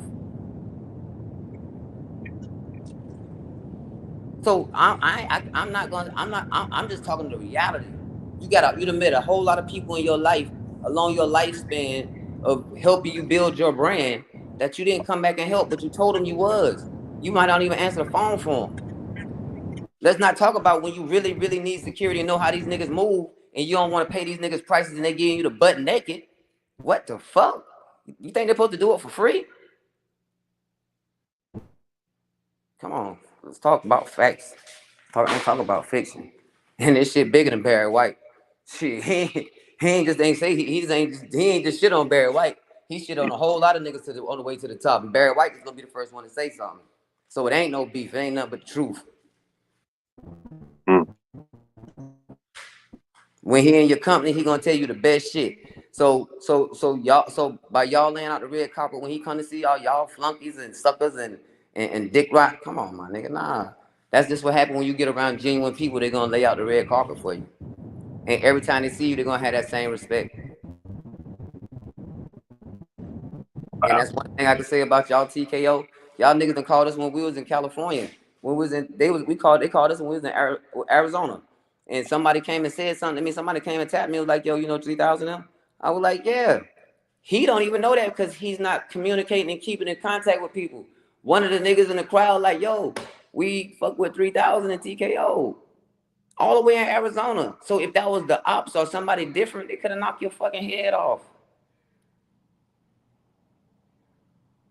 But nobody don't want to talk about the facts. Why Michael Williams Jr. party? Why his fight ain't being promoted on his? Why he talking so much about me and not Michael Williams Jr. so they can make a bag? But these your partners and your friends. He ain't repost that shit on his page one time. He wants you to promote him harder than you. Come on, my nigga. Nah, you ain't my friend. This business. And if y'all ain't pay him, he ain't coming. And that's being an ex-manager. Damn.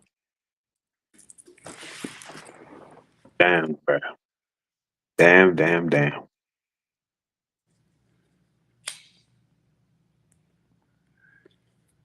But I'm gonna tell my side along with receipts, along with contracts. So if I got a contract with me and your name on it and I paid you this certain amount, that's not dick riding. And I took a building and filled it up in 3 days, not just off your name, but off my hustle. It's a lot of people that didn't like you, didn't pay attention to you until you start fucking with a real one. Now that made you look real. Like, damn, you know what? I know him. He'll at least answer the phone for me. You might not do it, but he will. But he be with you. So damn, you must be a real one. You must really allow real. You said it. Only certain people can come in a circle. But you mad because I'm cool with Woody? Come on, my nigga. Nah. But look how far you done took it with Woody right now. You putting lies on Woody saying that He was out of town to do business with you, but he came out there looking for guns because he didn't do business with you. So what type of person are you for real? You playing somebody's life. You on your live saying that you'll trick them off the streets. All this for content? Or you just a real evil motherfucker? Or you just like, you evil? That's wild. So nobody don't see how deep it go and how much he playing. He ain't content playing. That man's serious. You don't break up somebody's past for content.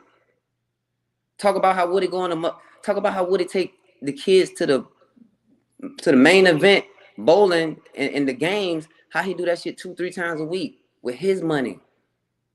How he jump on his 4-wheeler and go to the park and make sure the kids got shit for football by himself, not no cameras. How he go to church every day, not a big mega church, but a regular church, and he get them people thousands of dollars to make sure that that the church is all right. All the people that he come across and meet, he asked them the Saturday before he go to church, why don't y'all come to church with me? Come to church with me. I went to church with him on several occasions. I'm a Jehovah's Witness. I don't visit everybody. I don't church hop. Right.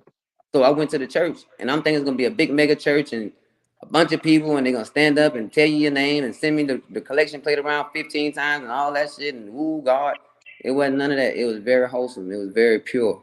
It was 40 people in there. And the man, the preacher, he interpreted what he studied and gave a good delivery. So this is what I see him doing on a regular. He don't go out at clubs. He ain't in strip clubs all night drinking liquor. He don't even drink. So if I see characteristics of something I don't want to be, or versus something that I could deal with and I like being around, I'm wrong. I don't like strip clubs. That shit old for me. I don't see how a motherfucker gonna take $5,000 and leave it on the floor. And then go brag about it. Nigga, we 48, not 28. 28. Fuck that. And what happened to a motherfucker giving so much a fuck about the kids? We ain't heard him talk about no kids in a minute. And if I was a bad negotiator or a bad manager, role manager, or just my vibes was bad, why you ain't had no shows lately? You ain't been doing no promotional comedy shows lately. You ain't been getting booked. So, and you also said this. T.I., you called my name. You put me on your level. If you never would have called my name, nobody would have never knew. So you so thirsty or you so hurt that you went and called Barry White name several times, but you didn't say you didn't. They heard more of the bad shit you said than the good shit you said. That's crazy. That man said 18 months is a good shit, but as soon as he get on there and say I'm a bitch ass nigga and I'm a dick rider and a coat chaser, why TKO even bring that to the building saying that's what I'm accused of when you done been in all three of our presence and you know that is not my characteristics. I don't think that's what he was saying. But to me, for you to even question that when you done been around me, that means you already picked sides. And I'm still be at the fight. He picked no sides, bro. That's my opinion. I get what you're saying though. I got you though. If he was somebody else that wasn't around us when we first met, it should have been him standing on this. Yo, shit, Barry. I ain't heard this come out nobody mouth one time yet of my presence when I'm around, how I move when they're around us. Don't talk about what he said. Talk about what you experienced. Let's talk about facts. He might have said this, that, and the other about me, but shit, if you really want me to air out the laundry, I ain't never said what he said about everybody else. And I've been around him for 18 months. So I done heard him say a little slick shit about just about everybody. I ain't never tried to go viral and run off with the information for that. Or write a book. I done heard. I ain't never secretly taped him and try to go viral. That's clout chasing, correct? Let's define clout chasing. That would be clout chasing, in fact. So if I meet somebody and me and him jail and we see somebody and we real recognize real, fuck that, real recognize real, You mean to tell me that I'm gonna be wrong for me and him not to go? Shit, I want to go to the bowling alley too. I like the bowl. Let's go over here versus over here. Come on, my nigga. Nah. And the things that he's saying, dropping locations. We 48 years old. Who the fuck give a fuck about dropping a location? I ain't running for nobody. I didn't do nothing to nobody. I didn't antagonize nobody. I didn't nobody. I ain't did none of that shit. Talk Charleston. I have not did nothing. I ain't talk about Gilly's son. I ain't did none of that shit. So my location, I can be anywhere. I don't give a fuck. And if we had a hotel, you got a room and I got a room, that's my location too. So I dropped my location. I ain't telling what room you was in, dummy. Because I didn't know. That's dropping the location. Do you know what dropping the location mean? That mean the motherfuckers be outside your door waiting for you, not at the hotel. And then, come on, man. Let's everybody break down the story of what he said and make it make sense. People concerned with shit is people that done some shit. Everybody did. When they say you the sharpest knife in the room, don't mean you the sharpest knife in the room. That means only one knife in the room around dull knives. Still sharp as steel. So, and I'm glad you back, because I talk nothing but the truth. You know what made me go hard on my promotions? When I seen TKO come around me and promote heavy. So I said, damn. He promoted all costs. Why everybody else don't do that? Why everybody don't promote certain things at all costs? Don't entertain it because it's around, and then when it's not around, it's back over here. You don't think about it.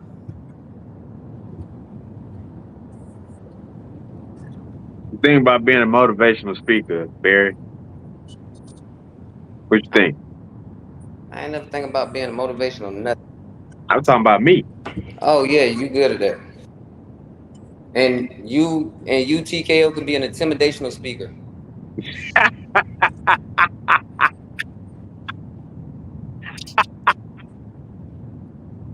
And see, he's so aggressive. You know what the next question he'll ask me?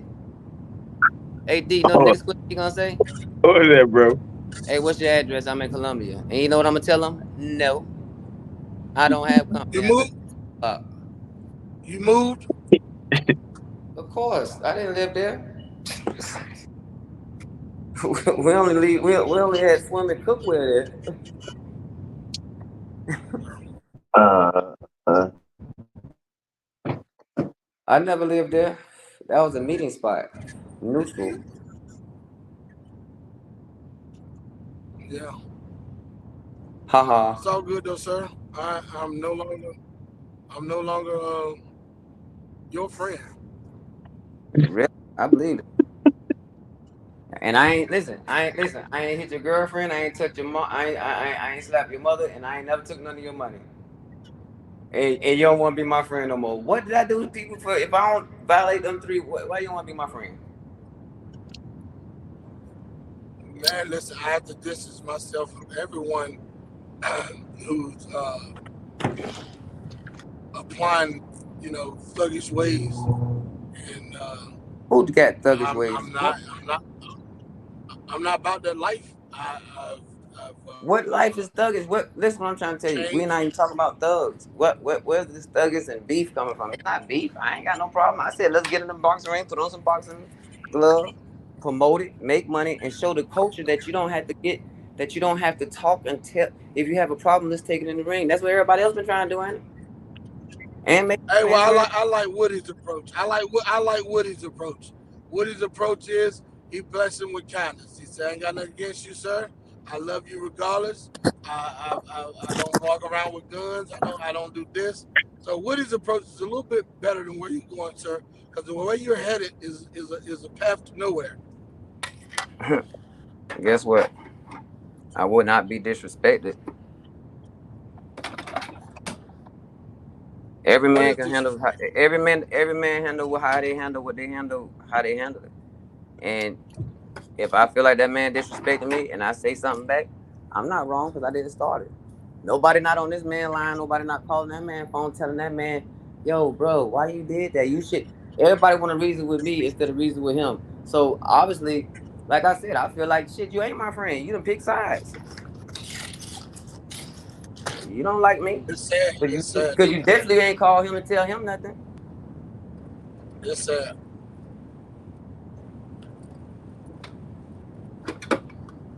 But that's I probably would too. Nah, I I'm probably used pick to sides it. would. This is just the world we live in. Guess what? I'm here for it. I love it.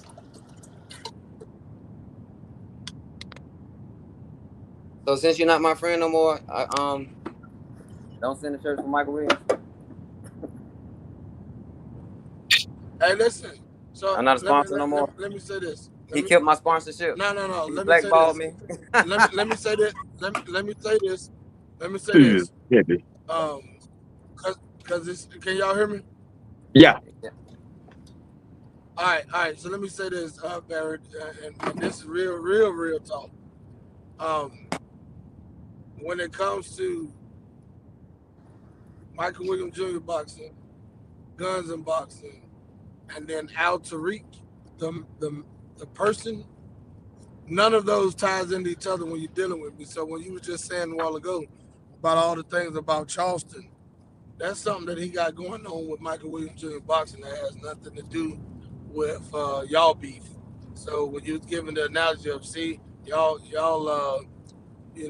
don't pay y'all this, that. Let's not do that. Let's stick with you, him, and Woody, and use y'all as an example and analogies. I Me use not an being analogy. your friend, me not being your friend, because we on live. I must say this. So give me 1 second. Me not being your friend, jokingly, you still my dog. I'm just joking around. But if I was serious to where I wasn't your friend, that has nothing to do with the relationship that you have with Michael Williams Jr. boxing and guns and boxing. Capiche? So is you my friend? I thought I was bullshitting, but Well, I'm stop right here faking about, like hey, that. Stop saying it in that tone of voice. Say it in a better tone I'm of right voice, here. and I would have believed you. You said it aggressive, I tell so you what. Hey, come open up the store for me, dog.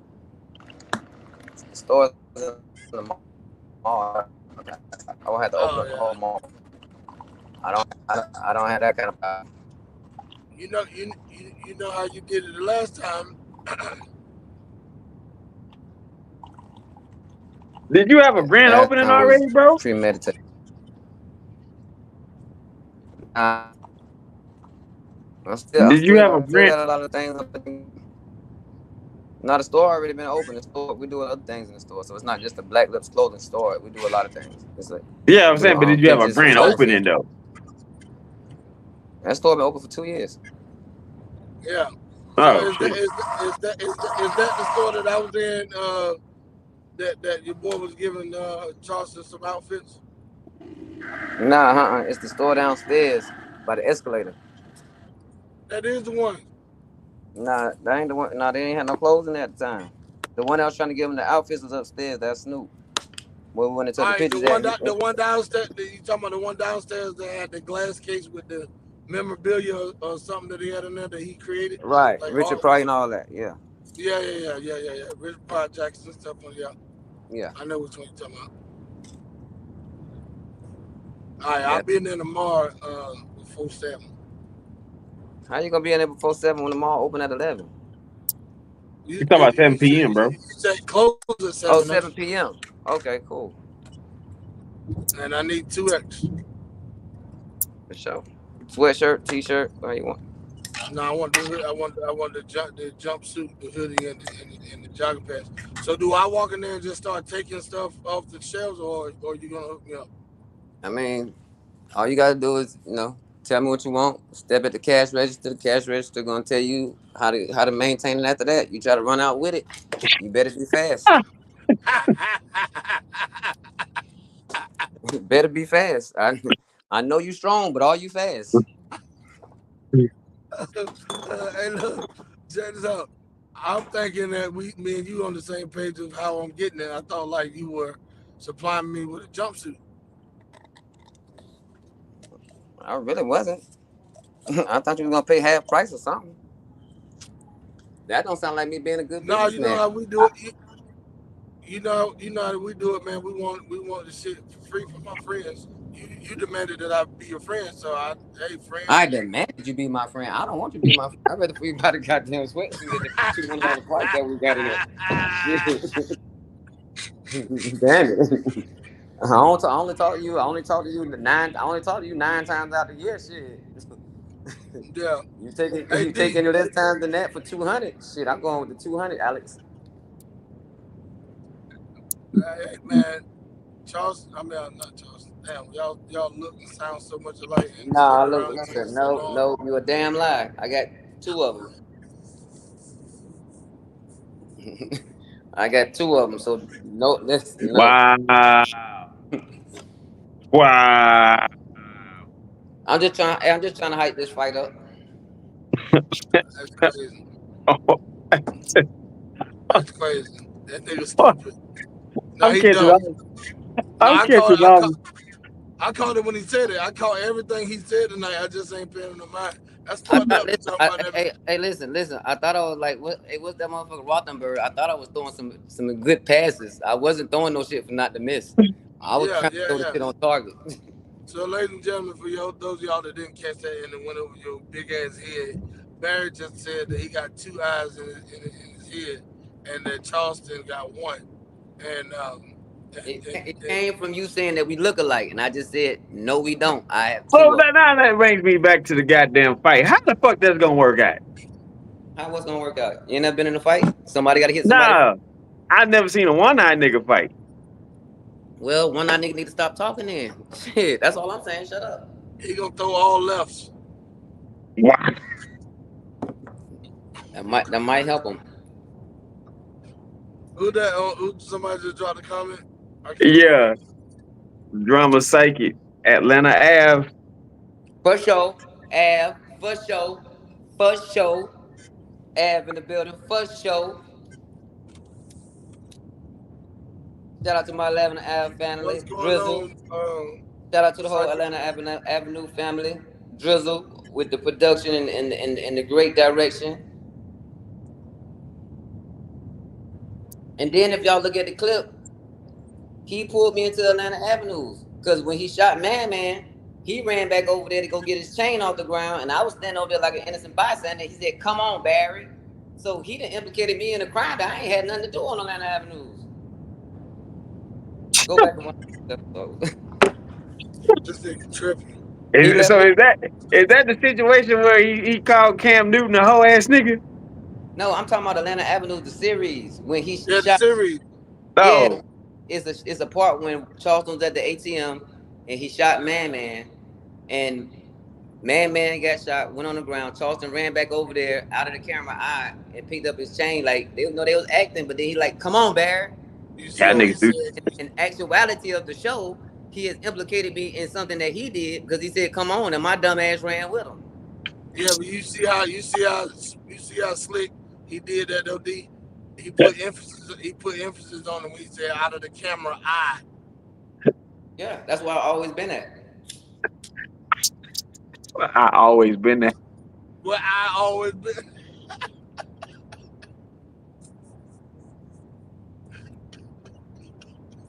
I played the back. Yo, boy, this shit is almost by. Hey, this is almost about as bad as the comment section on Mike Williams Jr. last fight, boy. This some tough shit. What the comment section saying? This shit is Twitter worthy right here, boy. I don't even see comments. Now I'm saying the comments is being made today. Oh, Yeah. If you want to see, he say he don't use what the fuck. This Boost Mobile acting up. How you drunk and you don't drink? Yeah. Oh man.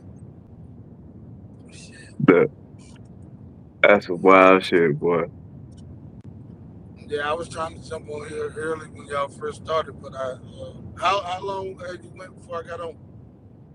Shit, we was right at 20 some minutes. Man. Started on time. Ain't done that in a while.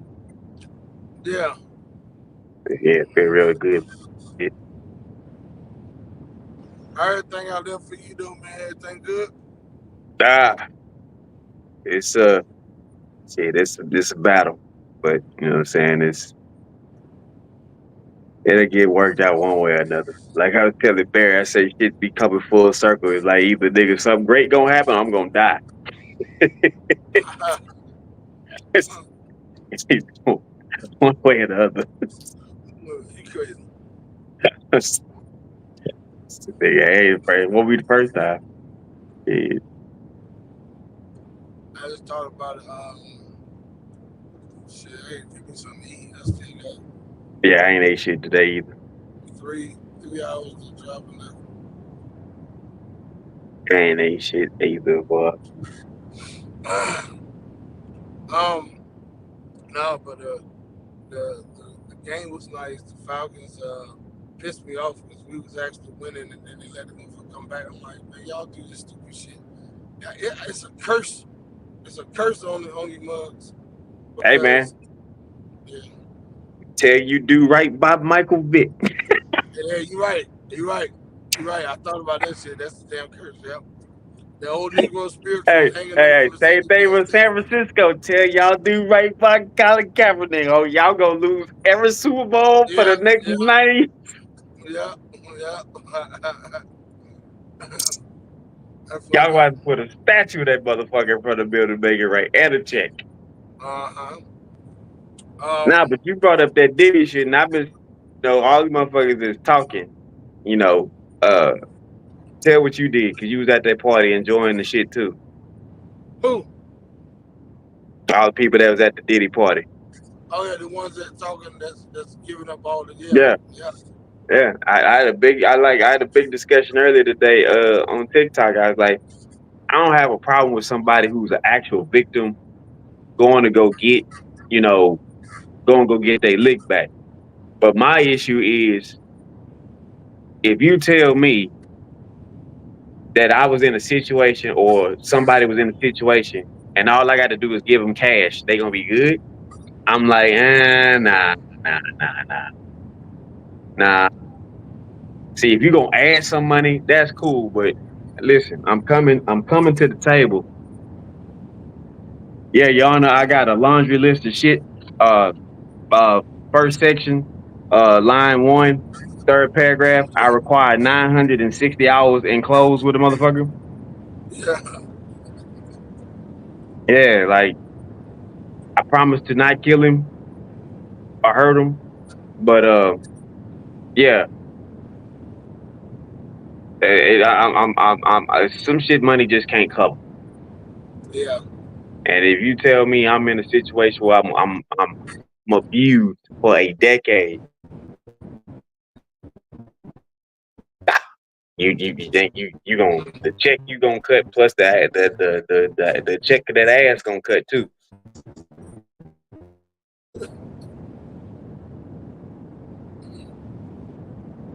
Yeah, it's gonna be some correction around here. Goddamn Barry, where the hell you go? No, Barry, he don't know how to get back in technology. I'm surprised he consistently gets on here because he don't know how to operate this stuff.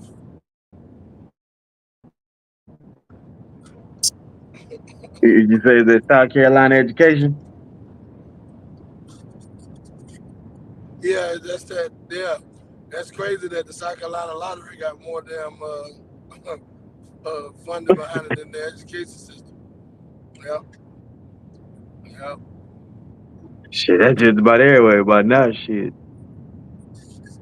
I was watching fucking. No, go ahead, D.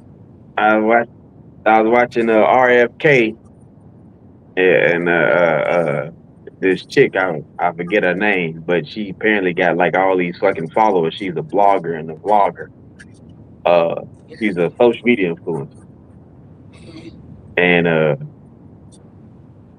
boy, they was talking about the food process and all the shit that's tied into it, and they're like, yeah, we know that.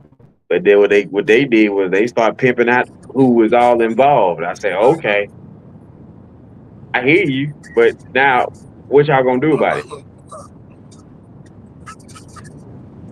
Yeah. Mm. What y'all gonna do But about it? The shit been going on for a long ass time. it's actually good that Barry's not here. Yeah. Shit. Bears It's started actually that good that Bears Barry's started not throwing the here. puns out. Yeah. Um, little I was going ask him, could I reveal the little known Black history fact dealing with Barry. See, nobody know it, but um, Barry is actually more famous than he lead on, and he don't like to brag about it or boast. So therefore, if I don't bring it up, he'll never be known. But Barry's been in quite a few movies. The one that I know him from the most though is he was Chris Rock's stunt double in New Jack City, and anytime that Ice-T got to chasing Pookie or shooting him or whatever, Barry was the guy that took the lick. The actual person that that got dealt with. Um, you hardly ever you hardly ever seen him in the movie because the camera flashed the way they did it. It looked like it was Chris Rock. But nah, he's been in a couple. Uh, he actually he actually did well in Avatar, the movie, um, but that was kind of overrated. And then he featured on a special episode of the Smurfs back in the '80s. This was the '80s, guys. So don't let him fool you. Next time you run into him, or if he were to show back up here tonight, man, you know, ask him for his autograph because that really gets him going. Once you ask him for his autograph, he'll start telling you everything then. But yeah, that's about it. I just thought I'd put it out there because he wasn't here, to talk over me at this time. So it's best time for me to tell y'all. Barry White was he was Dookie, Pookie's stunt double on New Jack City, and I think it turned out well. Did you say? Hell no, fucking Dookie.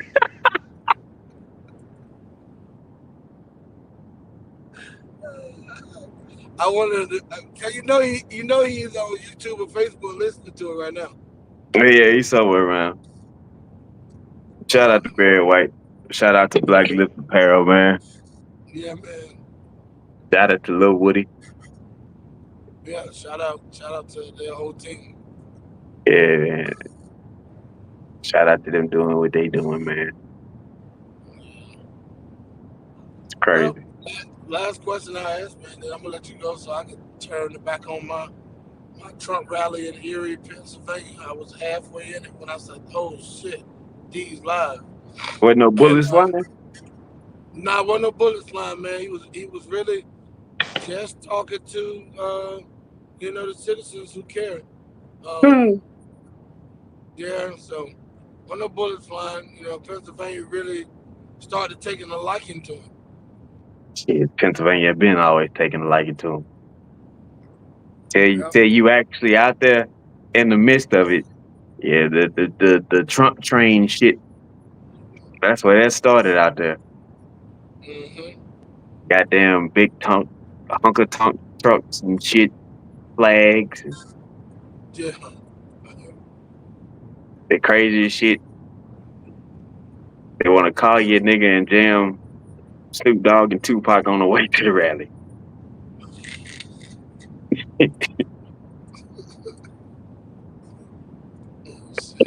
Find me something to eat, bro. I'm in Columbia right now, passing by Barry. If you watching this, bro, I'm passing by exit 58, Columbia Airport. Columbia Airport exit. You still got time. if you want to open up the store, because weather's changing, and I could use a jumpsuit or two. Um, so yeah, man, hit me up, B. I'm Yeah, right. I'm right here. I'm right here by Columbia. I'm right here in Columbia, man. Now I yeah, know the house Blackman. that you had me pick me up. He had me pick him up from. He think he's slick. That was his house he lived in. He told me that was a meeting house. Yeah, Go ahead. that Black Lives Peril, that shit fire though. Yeah, it is. This shit It's, fire, right? it's clean. It don't have a lot going on, Nah, and it's a signature on this and the logo. yeah, And he's smart. He know that everybody was gonna affiliate that with Bitcoin. That was a mean play. I'm mad I that didn't was think about it first. that was a mean play. And then like shit, when he said, make $1 million, I'm like shit, that money already in the bank. Yeah, that's done. Yeah. That money already in the bank, boy. Shit. He didn't let me get to the second most viral person. You know what I mean? That solidified it. And you still, and he's still up to this point in good graces with that person. So, um, as long as they don't be making videos about each other next week, uh, he can capitalize on, the Woody momentum. Yeah, he got him and Woody got a pure understanding. You can see how Woody respond to him. Yeah, Even like when that whole Adam 22 shit went down, and he was like, "Nah," and Woody's like, "That's my bad, bro. I should have communicated that." And I yeah, said, yeah, "Okay, that's some pure respect right there." yeah, Because yeah, he could have picked the little young nigga route. Man, fuck that, all that. Man, I want to do this. What I'm gonna do? yeah, yeah, yeah. I saw that.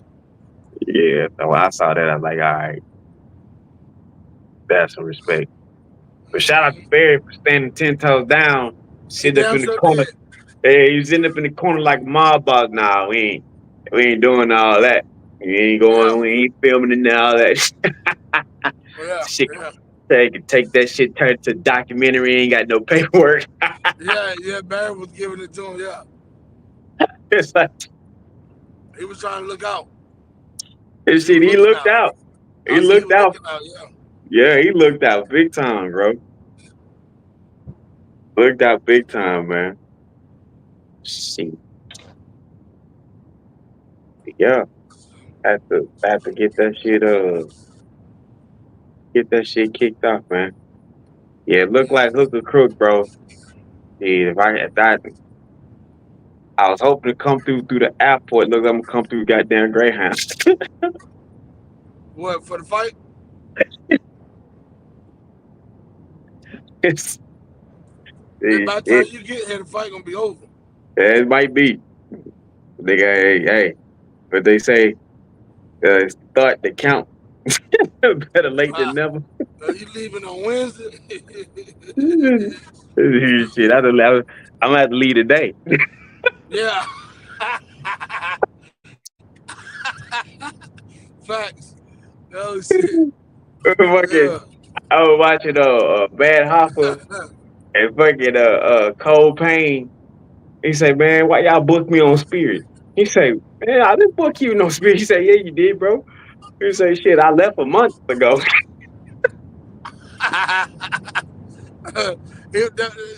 That's one in the barbershop when they was saying that. Yeah.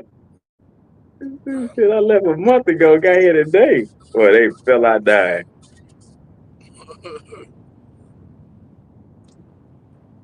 Yeah, man. I'm I gonna just find me want. some fucking. Yeah. But all right, man. Damn, Look, I gotta be up at uh, 3 in the morning. you do. Damn, Yep. for what? Shit, I've been going to work. Damn, that's early. Man. I got up at 4 o'clock this morning to leave for the game, and I am exhausted. Oh yeah. Yeah, well, as soon as you make sure you get your food close to the house. Yeah, that's why I ain't got nothing yet. You know, that's why I was postponing. I was postponing on. That shit close to the house. Fuck around and eat something heavy like a Bojangles or some shit. Anyway, no. Nah, I think I'm just gonna grab. Oh, oh shit! Wait a minute. I remember. Nah, and another reason I didn't want to I didn't want to eat nothing and then get sleepy. Yeah, I Yeah, that's remember why I when really postponed. I made went I drove to Atlanta from Houston. Got there, got my stuff out the stores that I left in there. Turned around, came right back. So, but I was seeing a couple of people real quick on the way out. So it was like no more than 10 minutes. I literally was in and out. So no sleep because it's 12 there and it's 12 back. And my people's like, man, you want some Waffle House? I say, y'all know I don't fuck with no Waffle House like that. Y'all keep this funny shit up. Yeah, Say, but I take some waffles. So, yeah, you know, niggas from Atlanta, everybody family. But my boy like, man, I made that chili myself. I said, all right, man. So he hooks up the hash brown, the chili, got the dice colored, smothered, do all the shit, you know. yeah, And shit, 6 hours in, I'm still smell good. yeah, I fuck around and say, you know what? I ain't gonna take but a bite. Man, I took a bite, took two, because I ain't ate that. Next thing I know, shit, that whole damn thing gone. I yeah. get through Mississippi down into Louisiana.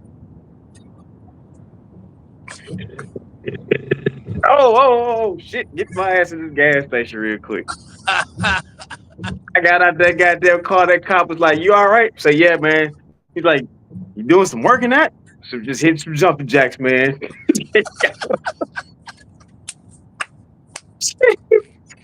I gotta get the blood flowing.